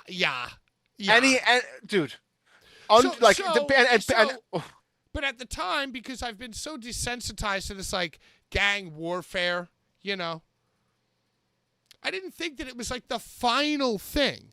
So the fact that RSP got injured before the final thing, meanwhile Gregory Irons fucking almost bled to death. Ricky Shane Page couldn't just show up and like. Ricky Shane Page did not show up to RPW because Atticus Cogar showed up at GCW. And this is I don't me. Think why would that make a difference? What do you mean? Why would Ricky Shane Page drop off the show because Atticus Cogar turned his back on his brother? In storyline. No, in real life, dude. Atticus Cogar showed up at GCW being known to nobody. Nobody knew. Why would that burn a bridge with Rick? Because where's Ricky Shane Page at GCW? It doesn't mean that would burn a bridge. Doesn't mean that burns a bridge. I'm gonna tell you right now, Atticus Cogar was like supposed to be at Hammerstein last year, and he wasn't. And that's why he wears the not guilty. Everybody at GCW is guilty as charged, but Atticus wears the not guilty. Oh my God! You know what? If he's not guilty, if Brett could hear you realize the subtle details of the storytelling, maybe he wouldn't be encouraging Joe Janela to share your address on the internet, because I didn't even notice that. I don't care. To me, they're all idiots. Bro. I like wrestling. Yeah, wrestling is cool. Dude, if it's a huge work and these people are just, and it's the people versus GCW, and Brett Lauderdale is trying to make it so it's like the fans versus GCW. You're all desperate to see GCW fans. Then I would love that. I love the work, brother. That would be brilliant. It's brilliant. I'm sad that you just gave him that idea, so now he could say that it was his idea all along. I'm wasted and I can't help it. But you just gave him the out. You gave him the out. You told me that you had tea. Someone gave you tea before this show, and I said I can't share the tea. I can't share the tea. You shouldn't share the tea because if I'm drunk, then I'll share the tea. No, well, I didn't share it before the show because I knew you'd get drunk and share it. Right. Anyway, let's get to Larry's favorite part of the show. And it's a mystery. It's a mystery giveaway. I'm not even going to show it until after you read the comments. But yeah, that is kind of fascinating what you're saying. To me, I never really thought, once again, I don't have my finger on the pulse, but people versus GCW. Blvd Bullies versus the world. They steal. They're stealers.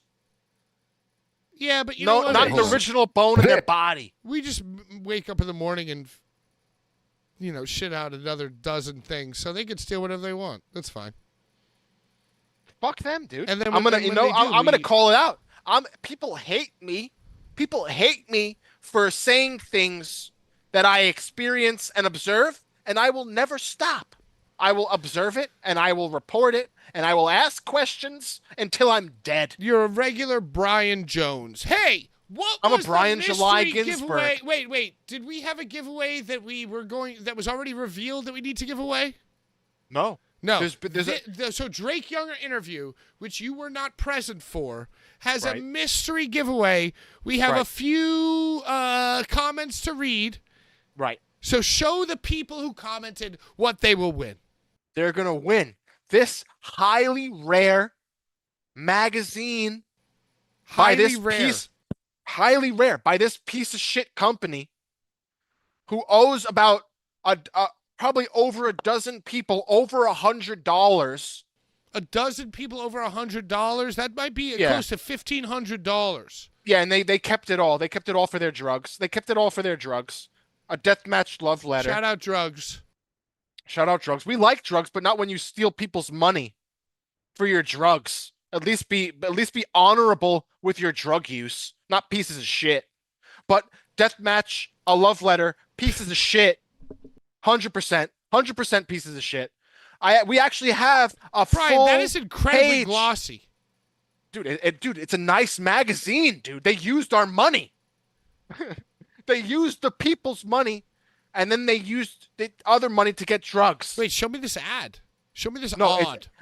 Our Blvd Bullies full page ad is in the Casanova Valentine man that we usually don't say his name. No, I'm I don't know drunk now. even who you're talking about. Right, he's on the cover, but we have a full page ad. Look at this. Look at that. You can color it in if you want. Fuck these guys. They stole our money.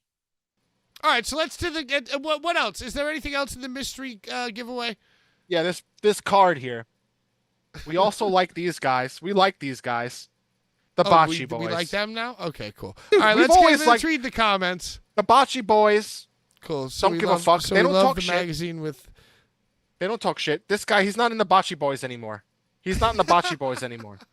John Hammer is the fucking man, and he doesn't give a fuck. Roland says, crazy Shout out that John less Hammer. than a week later, Drake has retired from death matches. He also says, give me that merch and die slow. Appreciate you. Tony Norman, Drake. How about Brett and Larry? Brett and Larry. Brett and Larry. Okay, my man out here serving 2-piece and a biscuit. Luscious Long Dong Larry, how was the crowd at Full Gear? We forgot to ask Larry about Full Gear. The first hour went by so quick.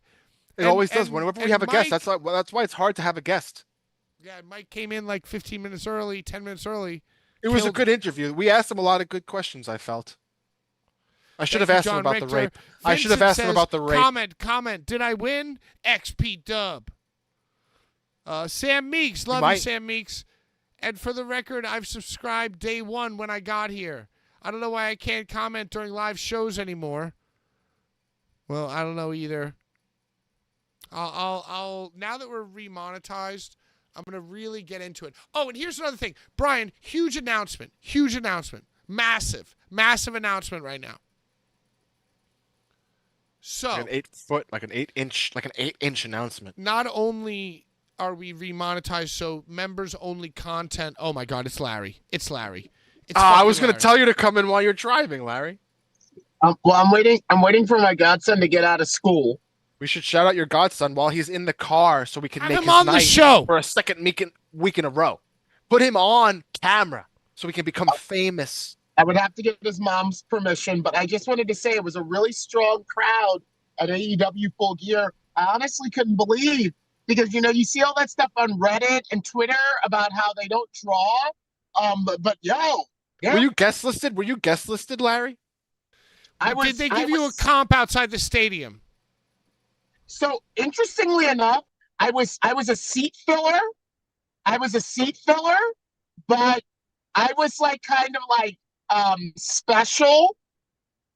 So all the other seat fillers actually got tickets for where they were assigned to sit, and I was just kind of given free reign to go wherever I could find a free seat. You were a roamer. You were like a roamer. Yes, a roaming You ticket. were a true Cosmo Kramer seat That's filler. legendary. Yeah, and me and my friend Shavon from Baltimore, we found like great seats on the hard cam side that no one told us we could sit in. We just went there and we sat there, and as the night progressed, people would come and be like, "Oh, this is my seat," or "Oh, that's my seat," but they never touched me and Shavon. So we got to sit right on hard cam side, and it was wild to me how packed it was. What was Did your you get to go favorite in the match back? of the evening? Y'all, this is gonna sound crazy, but my favorite match was probably Chris Statlander versus Sasha versus Mercedes Moné. After that, I liked Mox versus Orange Cassidy, and Bloody. yeah, and after that, I liked the opener with Isaiah and Mark Quinn versus the House of Black, and I like that. Close the door harder. My godson's How was the crowd? Was it a capacity crowd? Dude, Capacity. it was full. That's what I'm saying. I you see all this shit online about how AEW's not drawing. This was a capacity crowd. There was not one section. Well, it was a PLE. This wasn't just Dynamite. It wasn't just a Dynamite or PPV, Brian. It was a PPV. Yo, a PLE. It wasn't a PLE. I have to talk to my godson about school, so I have to All go. right, ask your godson real quick who his favorite wrestler is. It's a nice jacket. Blue. He said the one girl with the blue, Sasha. I think he's talking about Sasha. All right, Mercedes. you hang up now. Tell him nice jacket. It is a dope jacket. I didn't need. Put him on the spot. You see what you do when you put people on the spot? The man. Hey, okay. There's a lot to do right now. We got to really figure this out. Let's get to thoughts of it. Wait, let's finish. No, wait. What about the giveaway, dude? Let's Larry's finish the favorite giveaway. part. Let's finish the giveaway. But then we got to get to thoughts. We got to get to the thoughts of a cowboy. 100%. Dude, we might go over. We might go over a little. Are you busy? Is your Albanian wife going to allow that? She's at work, dude.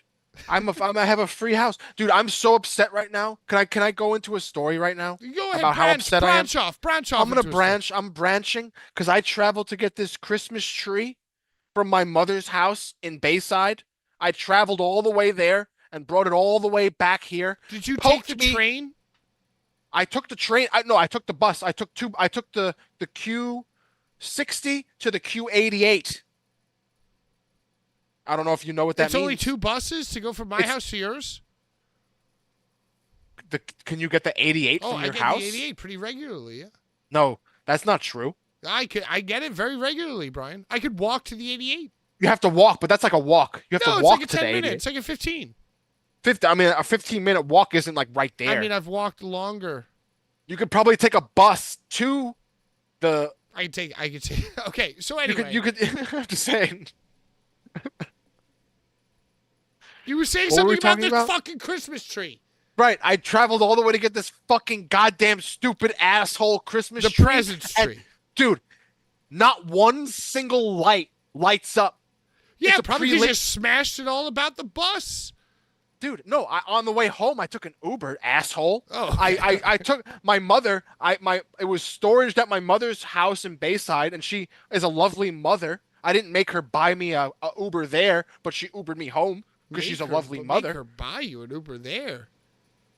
Dude, I took the train, a bus like a normal son to his mother's house, and then she Ubered me home because she's a lovely mother. Wow. With the tree, I handled the tree very lightly. There's no way that this tree was injured in transport. I'm gonna tell you, I got an XL Uber. It's just an old tree. Luxury, right? Not one light is lit, no matter where I plug the plugs. So I called. I stood on hold for an hour with the Christmas tree company, and now I'm getting. Oh my God! You called them? You Karen'd the Christmas tree company? Karen, dude, I've only had this Christmas tree for 2 years. Why'd you let it deteriorate your mother's home? Dude, it was in storage in a nice fucking weather in a temperate room. Temperature controlled. I understand. There's no reason for the tree to be damaged. Let's keep going with Larry's favorite part of the show. Blue Blanca says Popeye's ad after a biscuit reference. Drake looking like a boss. Nobody cares. Say, I want my effing $12 joint. Whore. Horror, pain, gore, death. Says, I'm liking having no glass in H2O. It forces you to get more creative, and it makes glass more special when you see it. Finally saw Terrifier 3, and it's almost the same thing as using too much glass with excessive gore.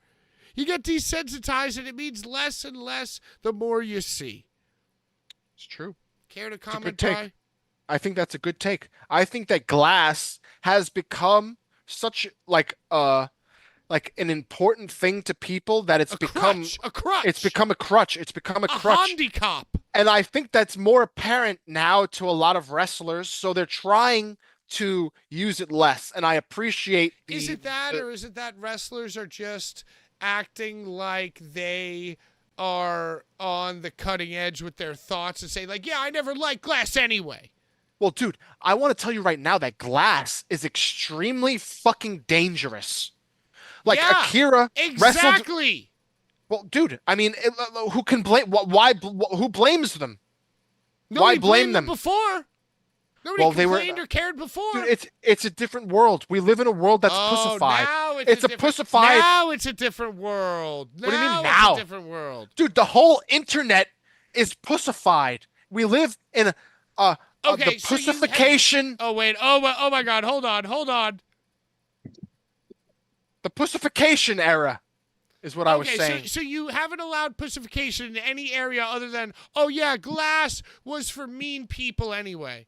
Dude, it's more than just glass. It's even in music. It's in lyrics, in songs. It's in the whole umbrella of entertainment. Larry, what's of up? Did you get pulled pussification. over? No. Oh, He's okay, driving. good. Not yet. He's driving. How you doing? No, I wanted to say something. Somebody in the chat was like, Larry didn't like the Will Ospreay Kyle Fletcher match. Yeah, I like moves. I like drama, but I know Chris Statlander, and like I know Mox and Orange Cassidy. You know what I mean? Like I know Isaiah and Mark Quinn. So to me, like watching like people that I've announced and kind of come up with do their thing and do it well with whoever was like more impactful to me than Fletcher and Ospreay. They always have great matches, and I knew that match was going to be great, but I wasn't as much invested in it. There was not as much of a cathartic moment for me watching those matches as watching like heroes of mine perform on a very large scale. So yeah, I like that match. I also like Hangman versus Hangman's dope as fuck. Jay White, Switchblade Jay White. And you know what? I also like Jack Perry versus Daniel Garcia.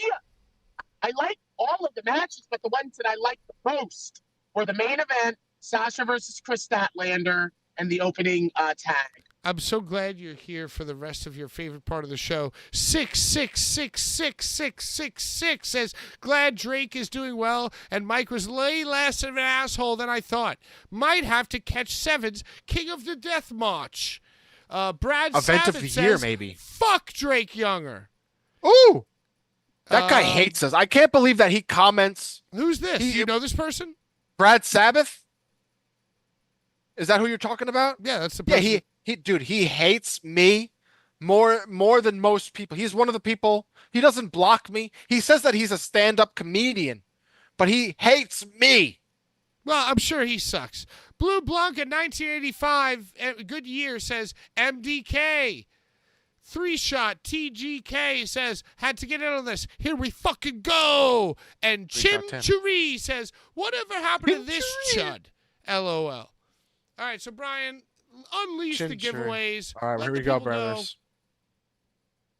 We do this live, by the way. So fucking Bren doesn't have anything to say about it.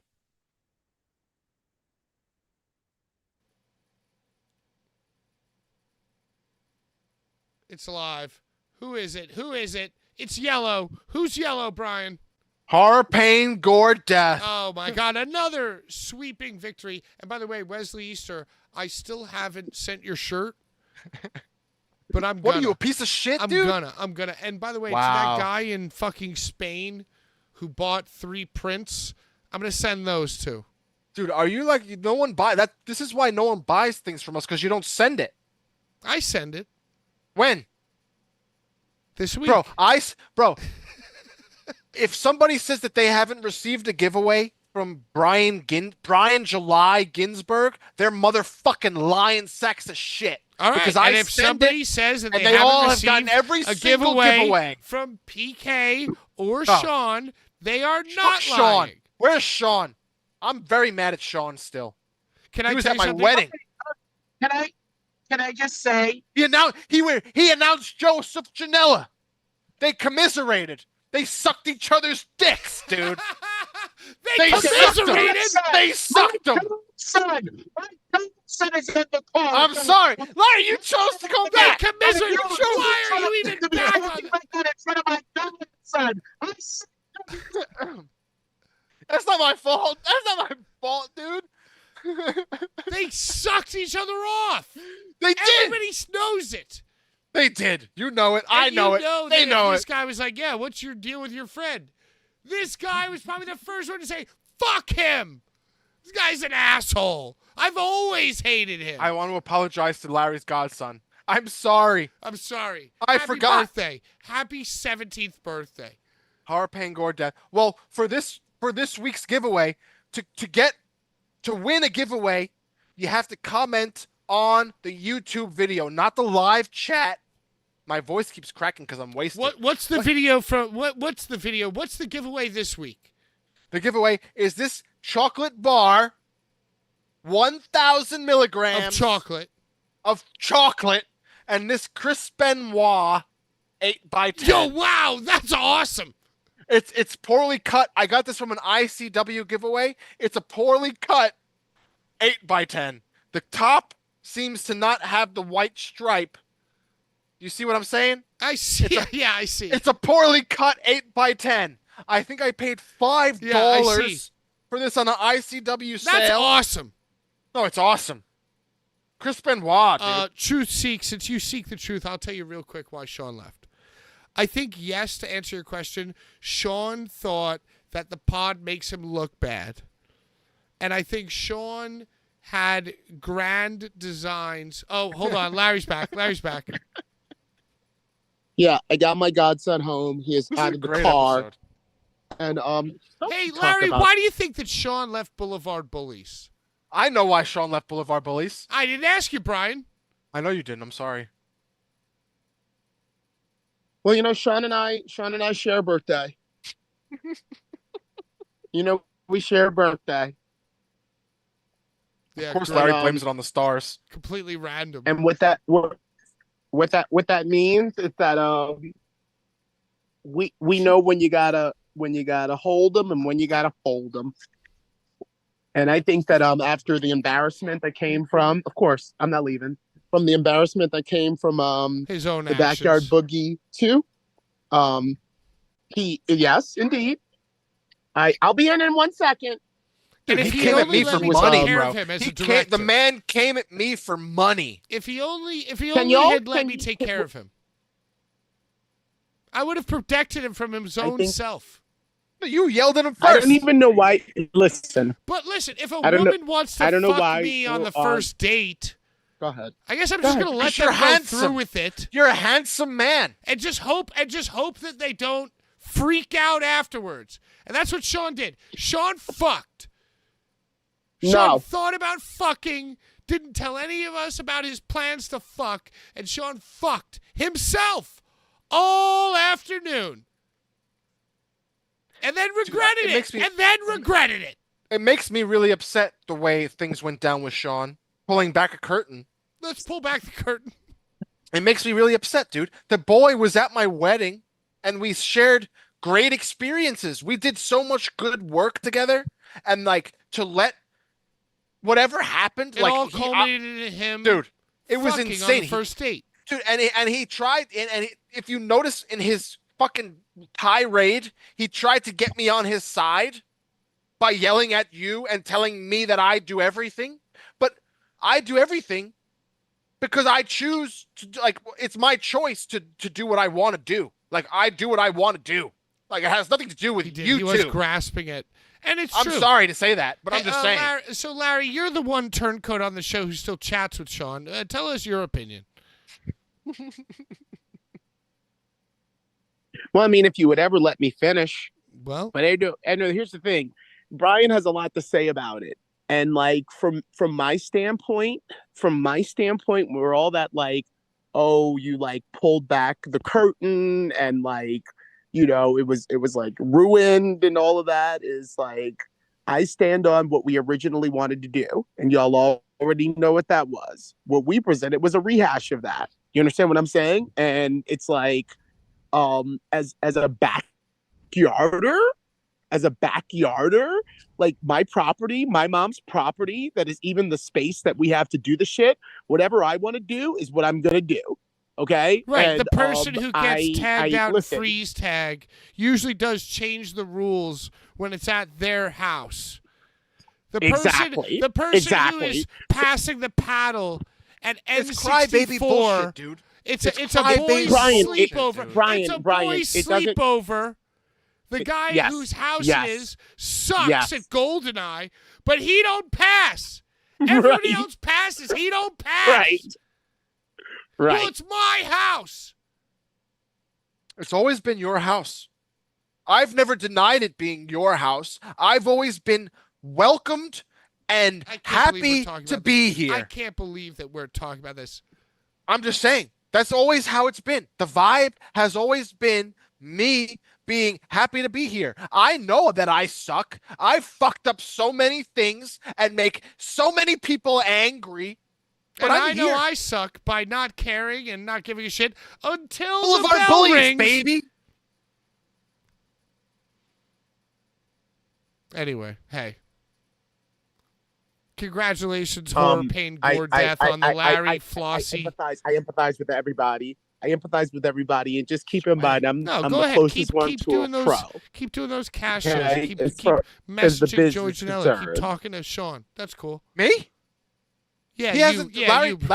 Larry has not done a cash show.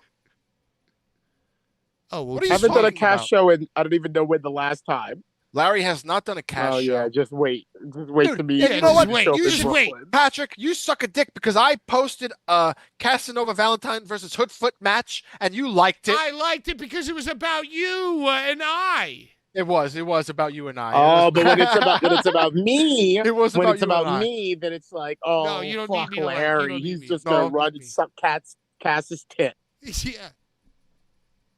Exactly, Larry. You figured it out. Where are you? No, nigga, What are I'm you not going to doing? no fucking cash show. I said Larry's the two finished. biggest. I said the two biggest deathmatch shows of the year. Not no fucking bar cash show. I'm not going to No, that. I mean he hasn't had the biggest show of the year probably since I left. Does he even do shows? I think I'm blocked on everything. I don't it's- even know there- that it even exists It's anymore. weird Larry. vibes, dude. I see the clips. It's weird vibes. It's not like it's just weird fans. Yeah, it's Does like he bring cult guys vibes. in? Does he bring guys in like Sinbody and Hoodfoot? Dude, I'm gonna tell you that it's always the vibe is always packed. It's a packed crowd, but it's like no one that I want to fucking show with. I don't want to be there. All right, I think this show's gone long enough. Have we forgotten we did the giveaways? What can you win next week? Did you show it already?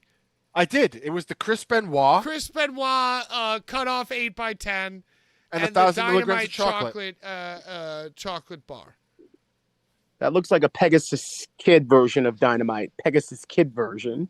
Yo, and also the YouTube has been remonetized, so Shout out Tommy Trainwreck. turning Shout out over a Tommy new Trainwreck. leaf. We love wrestling. We sponsor that. Oh yeah, say Death that. Wish- Say the say Death things Wish- about that. Death Wish tournament. Larry is announcing. We're gonna be there. Maybe. It's Maybe not in not. Milwaukee. It's in Chicago. Oh, it's in Chicago. Mhm. Berwyn Eagles.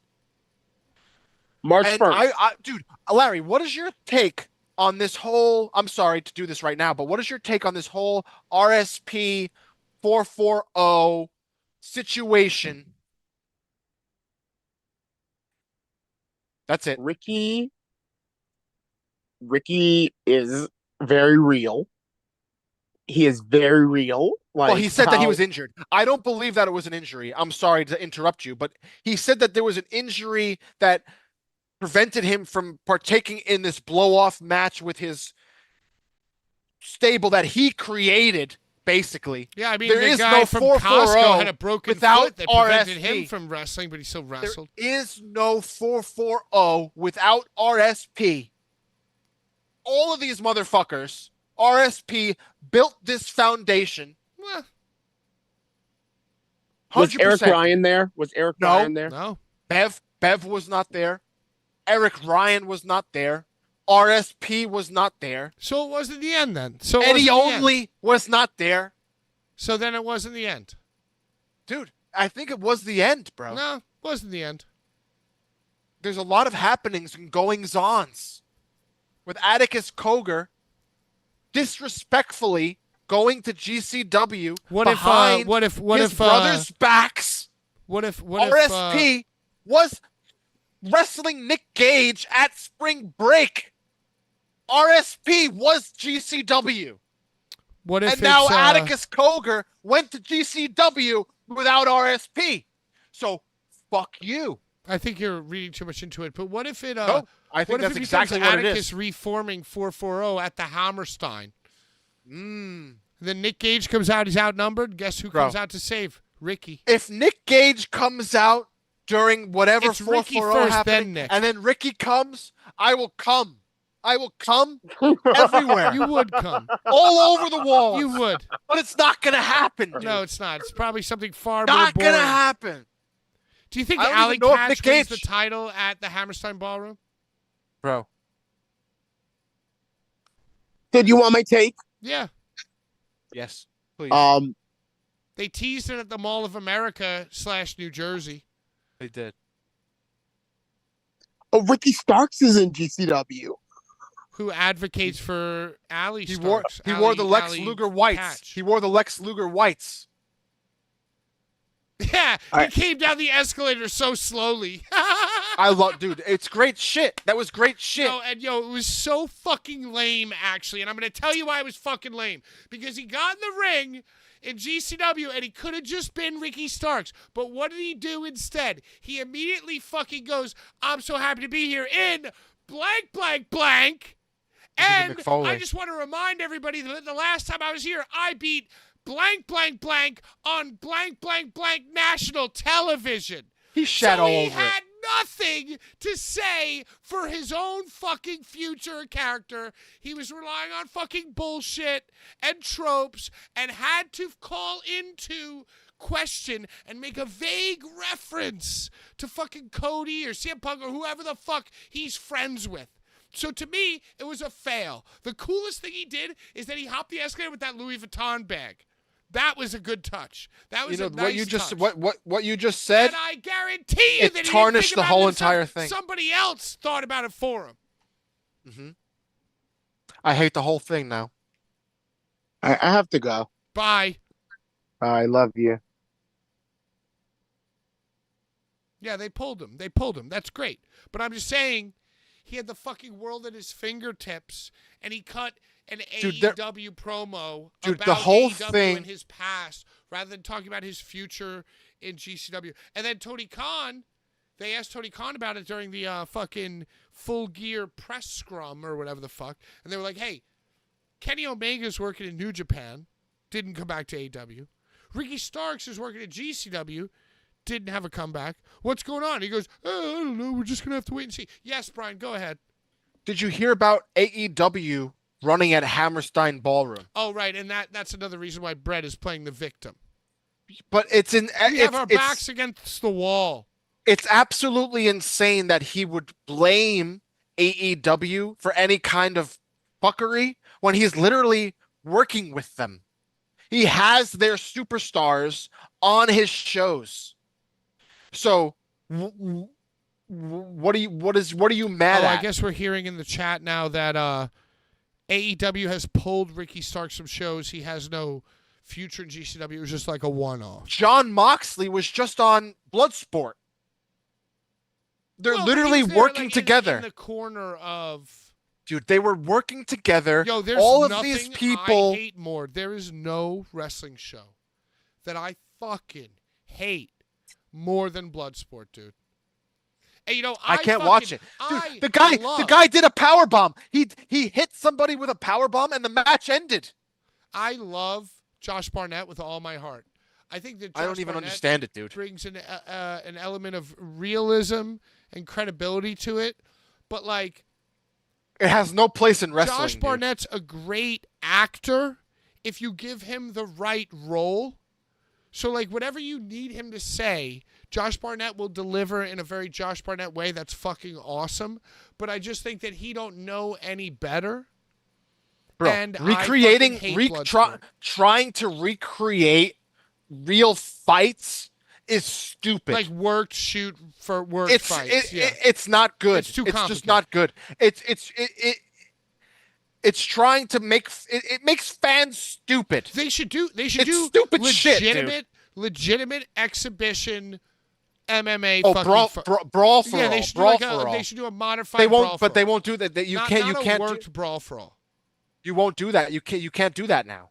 Brawl for all wasn't worked. It wasn't worked. People were legitimately going out there punching each other in the face.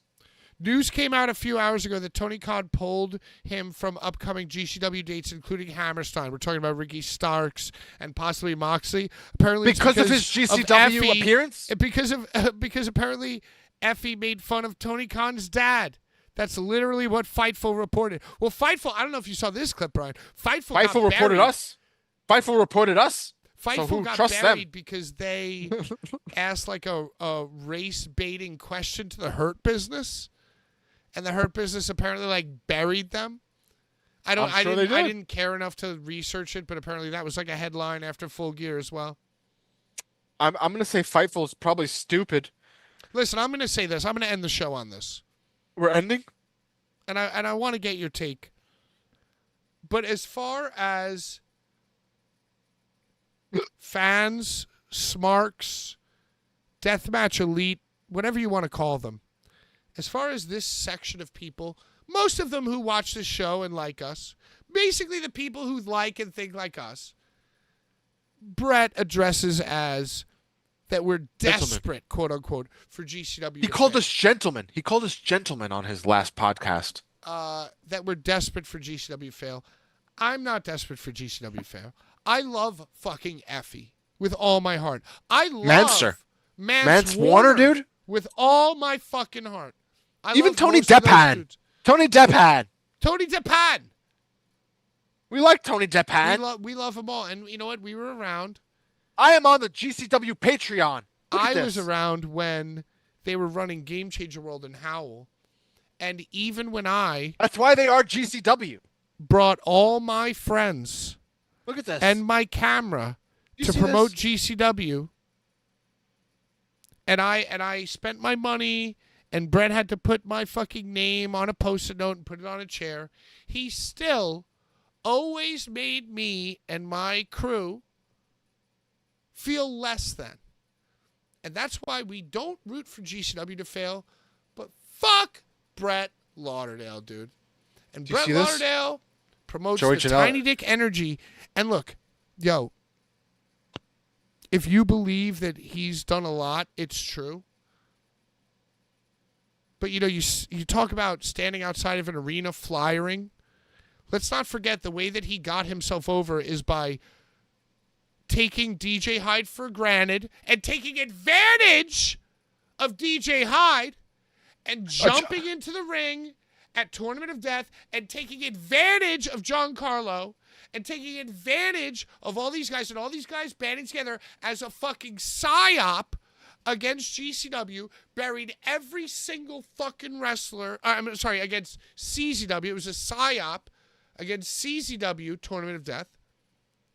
They fucking disrespected and shit on every single wrestler who's ever come and gone to CZW. Every wrestler who's ever fucking bled for Tournament of Death and Cage of Death, they shit on by Brett Lauderdale doing exactly what he did at the Prudential Center, which is walking around 5'3", 5'2.5" with Hobbit. Frodo's retarded brother. Sorry. So whatever. I guess we've both gotten a little too drunk to continue the show. But I just want to say that I've never rooted for wrestlers to fail. I have definitely made fun of many, many wrestlers for being very, very stupid. And I'm not going to stop doing that. But Never. hey, get your shit together and come be a guest on the show. Brian, final thoughts. Fuck Joey Janela. I agree with everything that you said. And comment on this fucking YouTube video to win the Chris Benoit and 1,000 milligram chocolate giveaway. And tune in next week for Blvd Bullies versus the World live every Tuesday, 7 p.m. EST on YouTube. And hey, here's what we're going to do from now on. The fact that we are remonetized means that you can become a member and see behind the scenes footage. You can become a member and super chat. You could super chat and donate money without even being a member. So from this point forward, when Larry leaves the show at 8:30 to 8:45, the highest super chat will receive the Zoom link to join the show. Ooh. So to win the prize for free, you comment on the YouTube video. To become a guest on the show, you throw the highest super chat, and you come on for the last half, and we talk. Fan interview. I like Behind the scenes footage. Yeah, and yo, let me tell you this. I have hard drives and hard drives of ringside footage, interviews, shit with me and Brian, shit that predates Brian. With like a lot of big names, things that I've been too afraid to About the look at haircuts. because everybody told me it was shit. But yo, we're going to be posting a lot of members only stuff. So We should become make a more. member. We should make new content. Yeah, well, let's not get too crazy, Brian. Like dressing up in army gear and showing up at Hammerstein Ballroom. Brian, you Like are not going to catch Degeneration me X. fucking dead at the Hammerstein Ballroom. You're pussy, dude. Come with me. Oh, You you're come with going? me. Are you going? If I said that I'm gonna dress up in an army uniform and walk up to GCW and make a video with Vinny Dudes, you wouldn't come with me?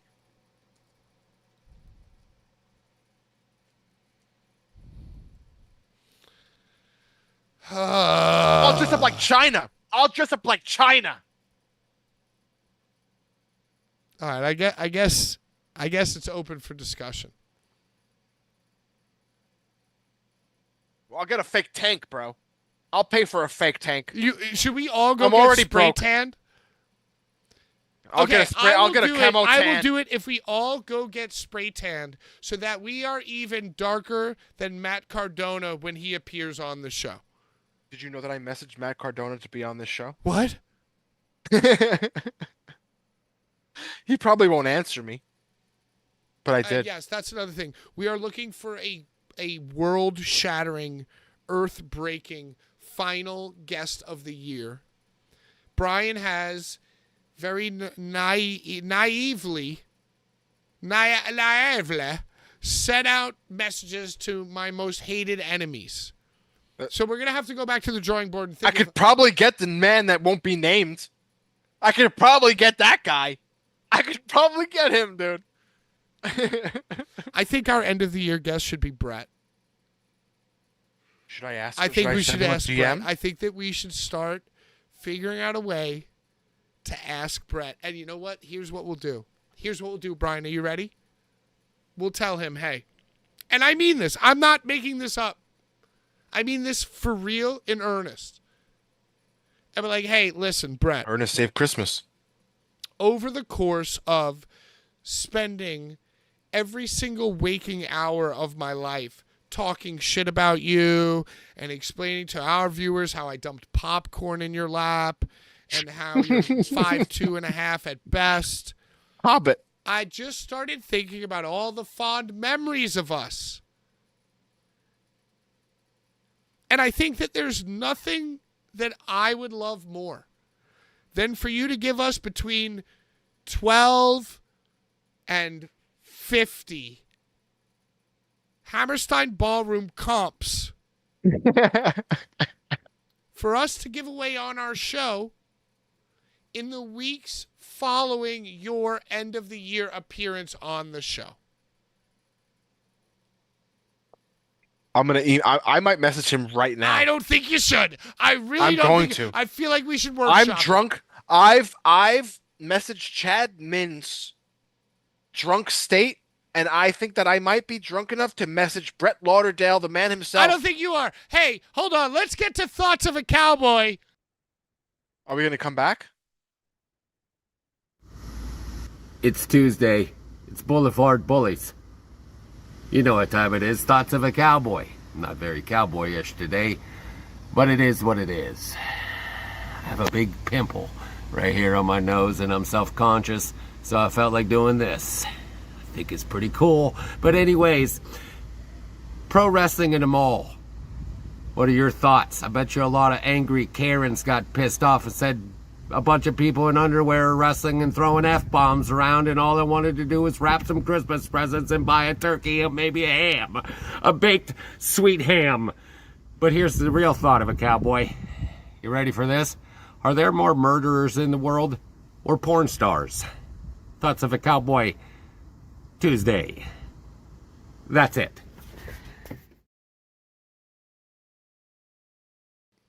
All right, Thoughts of a Cowboy to close out the show. Brian, are there more murderers in the world or porn stars? I'm going to say there's more porn stars because they're smart and they know how to make money, and murderers are pieces of shit. And and that's more of like a rare kind of human trait to want to murder, but fucking for money is genius. Right. If you withhold your desire to fuck for money long enough, you will become a murderer. Right. I've been trying to convince my hot Albanian big-breasted wife to fuck for money for years. Oh my God, Brian! Dr. Redacted does it. Oh my God. He's a smart man. The doctor. He's a doctor. I think Smart. I'd rather be a murderer. Okay, well, you're stupid. You're not a doctor. The doctor is a doctor for a reason. That's all I'm going to say. All right, potential end of the year guests. Casanova Valentine, Danny DeMonto, Brett Lauderdale, Maxwell Jacob Friedman, Willow Nightingale. Matt Cardona. No, Matt Cardona will never talk to me in a million years. I don't think Danny DeMonto will. Should I message Danny DeMonto? Nope. Just let it ride for a week. Let's just put it out to the universe. Put it on our fucking dream board. Write it in our diaries.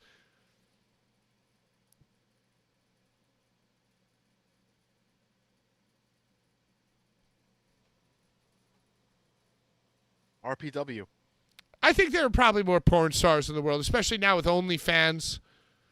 Murderers don't have like a social media platform they can all beat up on. Changed the world. Hey, listen to me very carefully. Everybody who watched this program, everybody who watched last week, week before that, and that. Thank you. Appreciate you. It's always a different adventure every week. I try to prepare as much as possible that will also allow for absolute, utter debauchery. So feel free to comment on this video if you think there are more porn stars or murderers in the world. Feel free to comment. We on didn't this video, ask. We did not. I'm going to cut you up. Flaming Brian, flaming Larry. We, unlike your fucking indie heroes, don't mind chatting. No. And one thing is for sure. We'll be here right here. Same Bullies time. Same Bullies channel. Talking that shit. Smoking that shit. And most importantly, forever. Besides the memberships and the super chats and the merch, Christmas stuff now on sale on boulevardbullies.bigcartel.com. Most importantly, to all our enemies, die slow.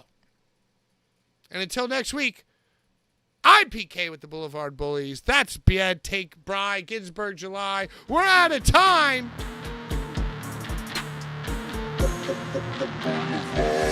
Bye-bye.